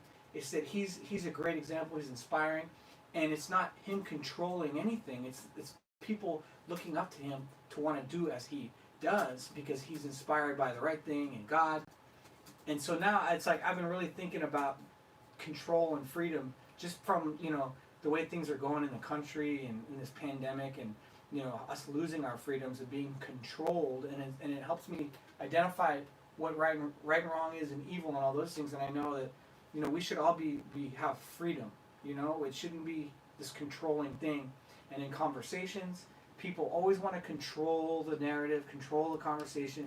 You know, with spell words, they'll use these big words. And when I feel confused, you know, I can ask questions and try to understand. But when I feel confused, when there's like an ego and a manipulation going on, I know that it's like, this isn't a battle. Like, it's this worth fighting. It's just, you know, step away. It's a trap. And it's a trap. So now I'm just really thinking about that. You know, right and wrong, good and evil, controlled and not controlled. Because God loves you enough to where He lets you do whatever you want to do to find your own way. He's not intervening and stepping in. He'll let you die in the street. You jump off a cliff, you go ahead, you know. But He shows you these ways with these consequences in life, to where if you're open enough to see them and really accept them, the truth, then you will grow and you will learn and see for yourself. But Satan, he wants to control you. He's always talking in your head, trying to convince you. You think it's you, you know, that's like the thoughts and stuff. You think that it's you, and you've been convinced to think it's you, but it's really just bull crap. It's just talking to you, and it seduces you. You should feel you're worthless, and you believe it. You know, oh, you missed a note on the piano. That wasn't very good. You know, you believe it. And so it's all control. So like, that's why I want to just be the observer. I hate to keep talking. No, it's true. It's being the observer is that goes. That's the lesson that you take when you have a wife and children. Is you don't need to control your child. You don't need to control your wife. If she wants to walk out, you marry the wrong one, or she's just nuts and she's on one, you let her walk away. Your child wants to go rob something and doesn't want to listen to you, you can't control him. Let him touch that stove and burn his hand. But you just gotta trust that if you did it right from day one and you were that example, you probably won't have to deal with those situations. And the little times they do act up or do stray from the path and want to go play in hell, they're not going to go that far off. It won't be that extreme. It'll be a lot easier to correct them and keep them on the path that's straight and narrow. It's narrow for a reason, you know, but it doesn't have to be like a dictator. You don't need to force it on anybody. It'll be fun. Your wife will want you to leave. She'll want to help. She'll want to raise those kids. She'll want you to make the decisions because you've shown her time and time again you will do whatever it takes to keep them on the path. Yeah. That's it, man. Well, that Well, was nice. looks like... Real nice. But yeah, the chat was talking about... I don't know what they're talking about. But yeah, my plan is, no plans. But God willing, I'm going to have land in Idaho. It'll be Rancho del Perfect Peace. And it'll be lots of little cabins I'll build, little tiny homes. So you guys can come visit, hunt, bring your kids, whatever. Just big little community. Whether you want, you can come or not. But I'm going to be there. So that's He's the living plan. in his fantasy. Living in my dreams. But anyways, thank you guys for hanging out. Yeah, thanks for the thumbs ups, the comments, The super chats, the super chats, Lin all that Chin. stuff. Lin Chin, thank Everybody, Catherine Payne. you. Yeah, I Computer can't spell. see, but thank you guys. Yeah, love you too, Maybe T we'll Warrior. be back. T Warrior, my man. Hopefully we'll meet you one day. Come back. Maybe we'll be back tomorrow. Yes, sir. we want to. It'd be nice to get a little schedule going, but Yeah, keep it regular. It's fun to Yeah. hang out with you guys.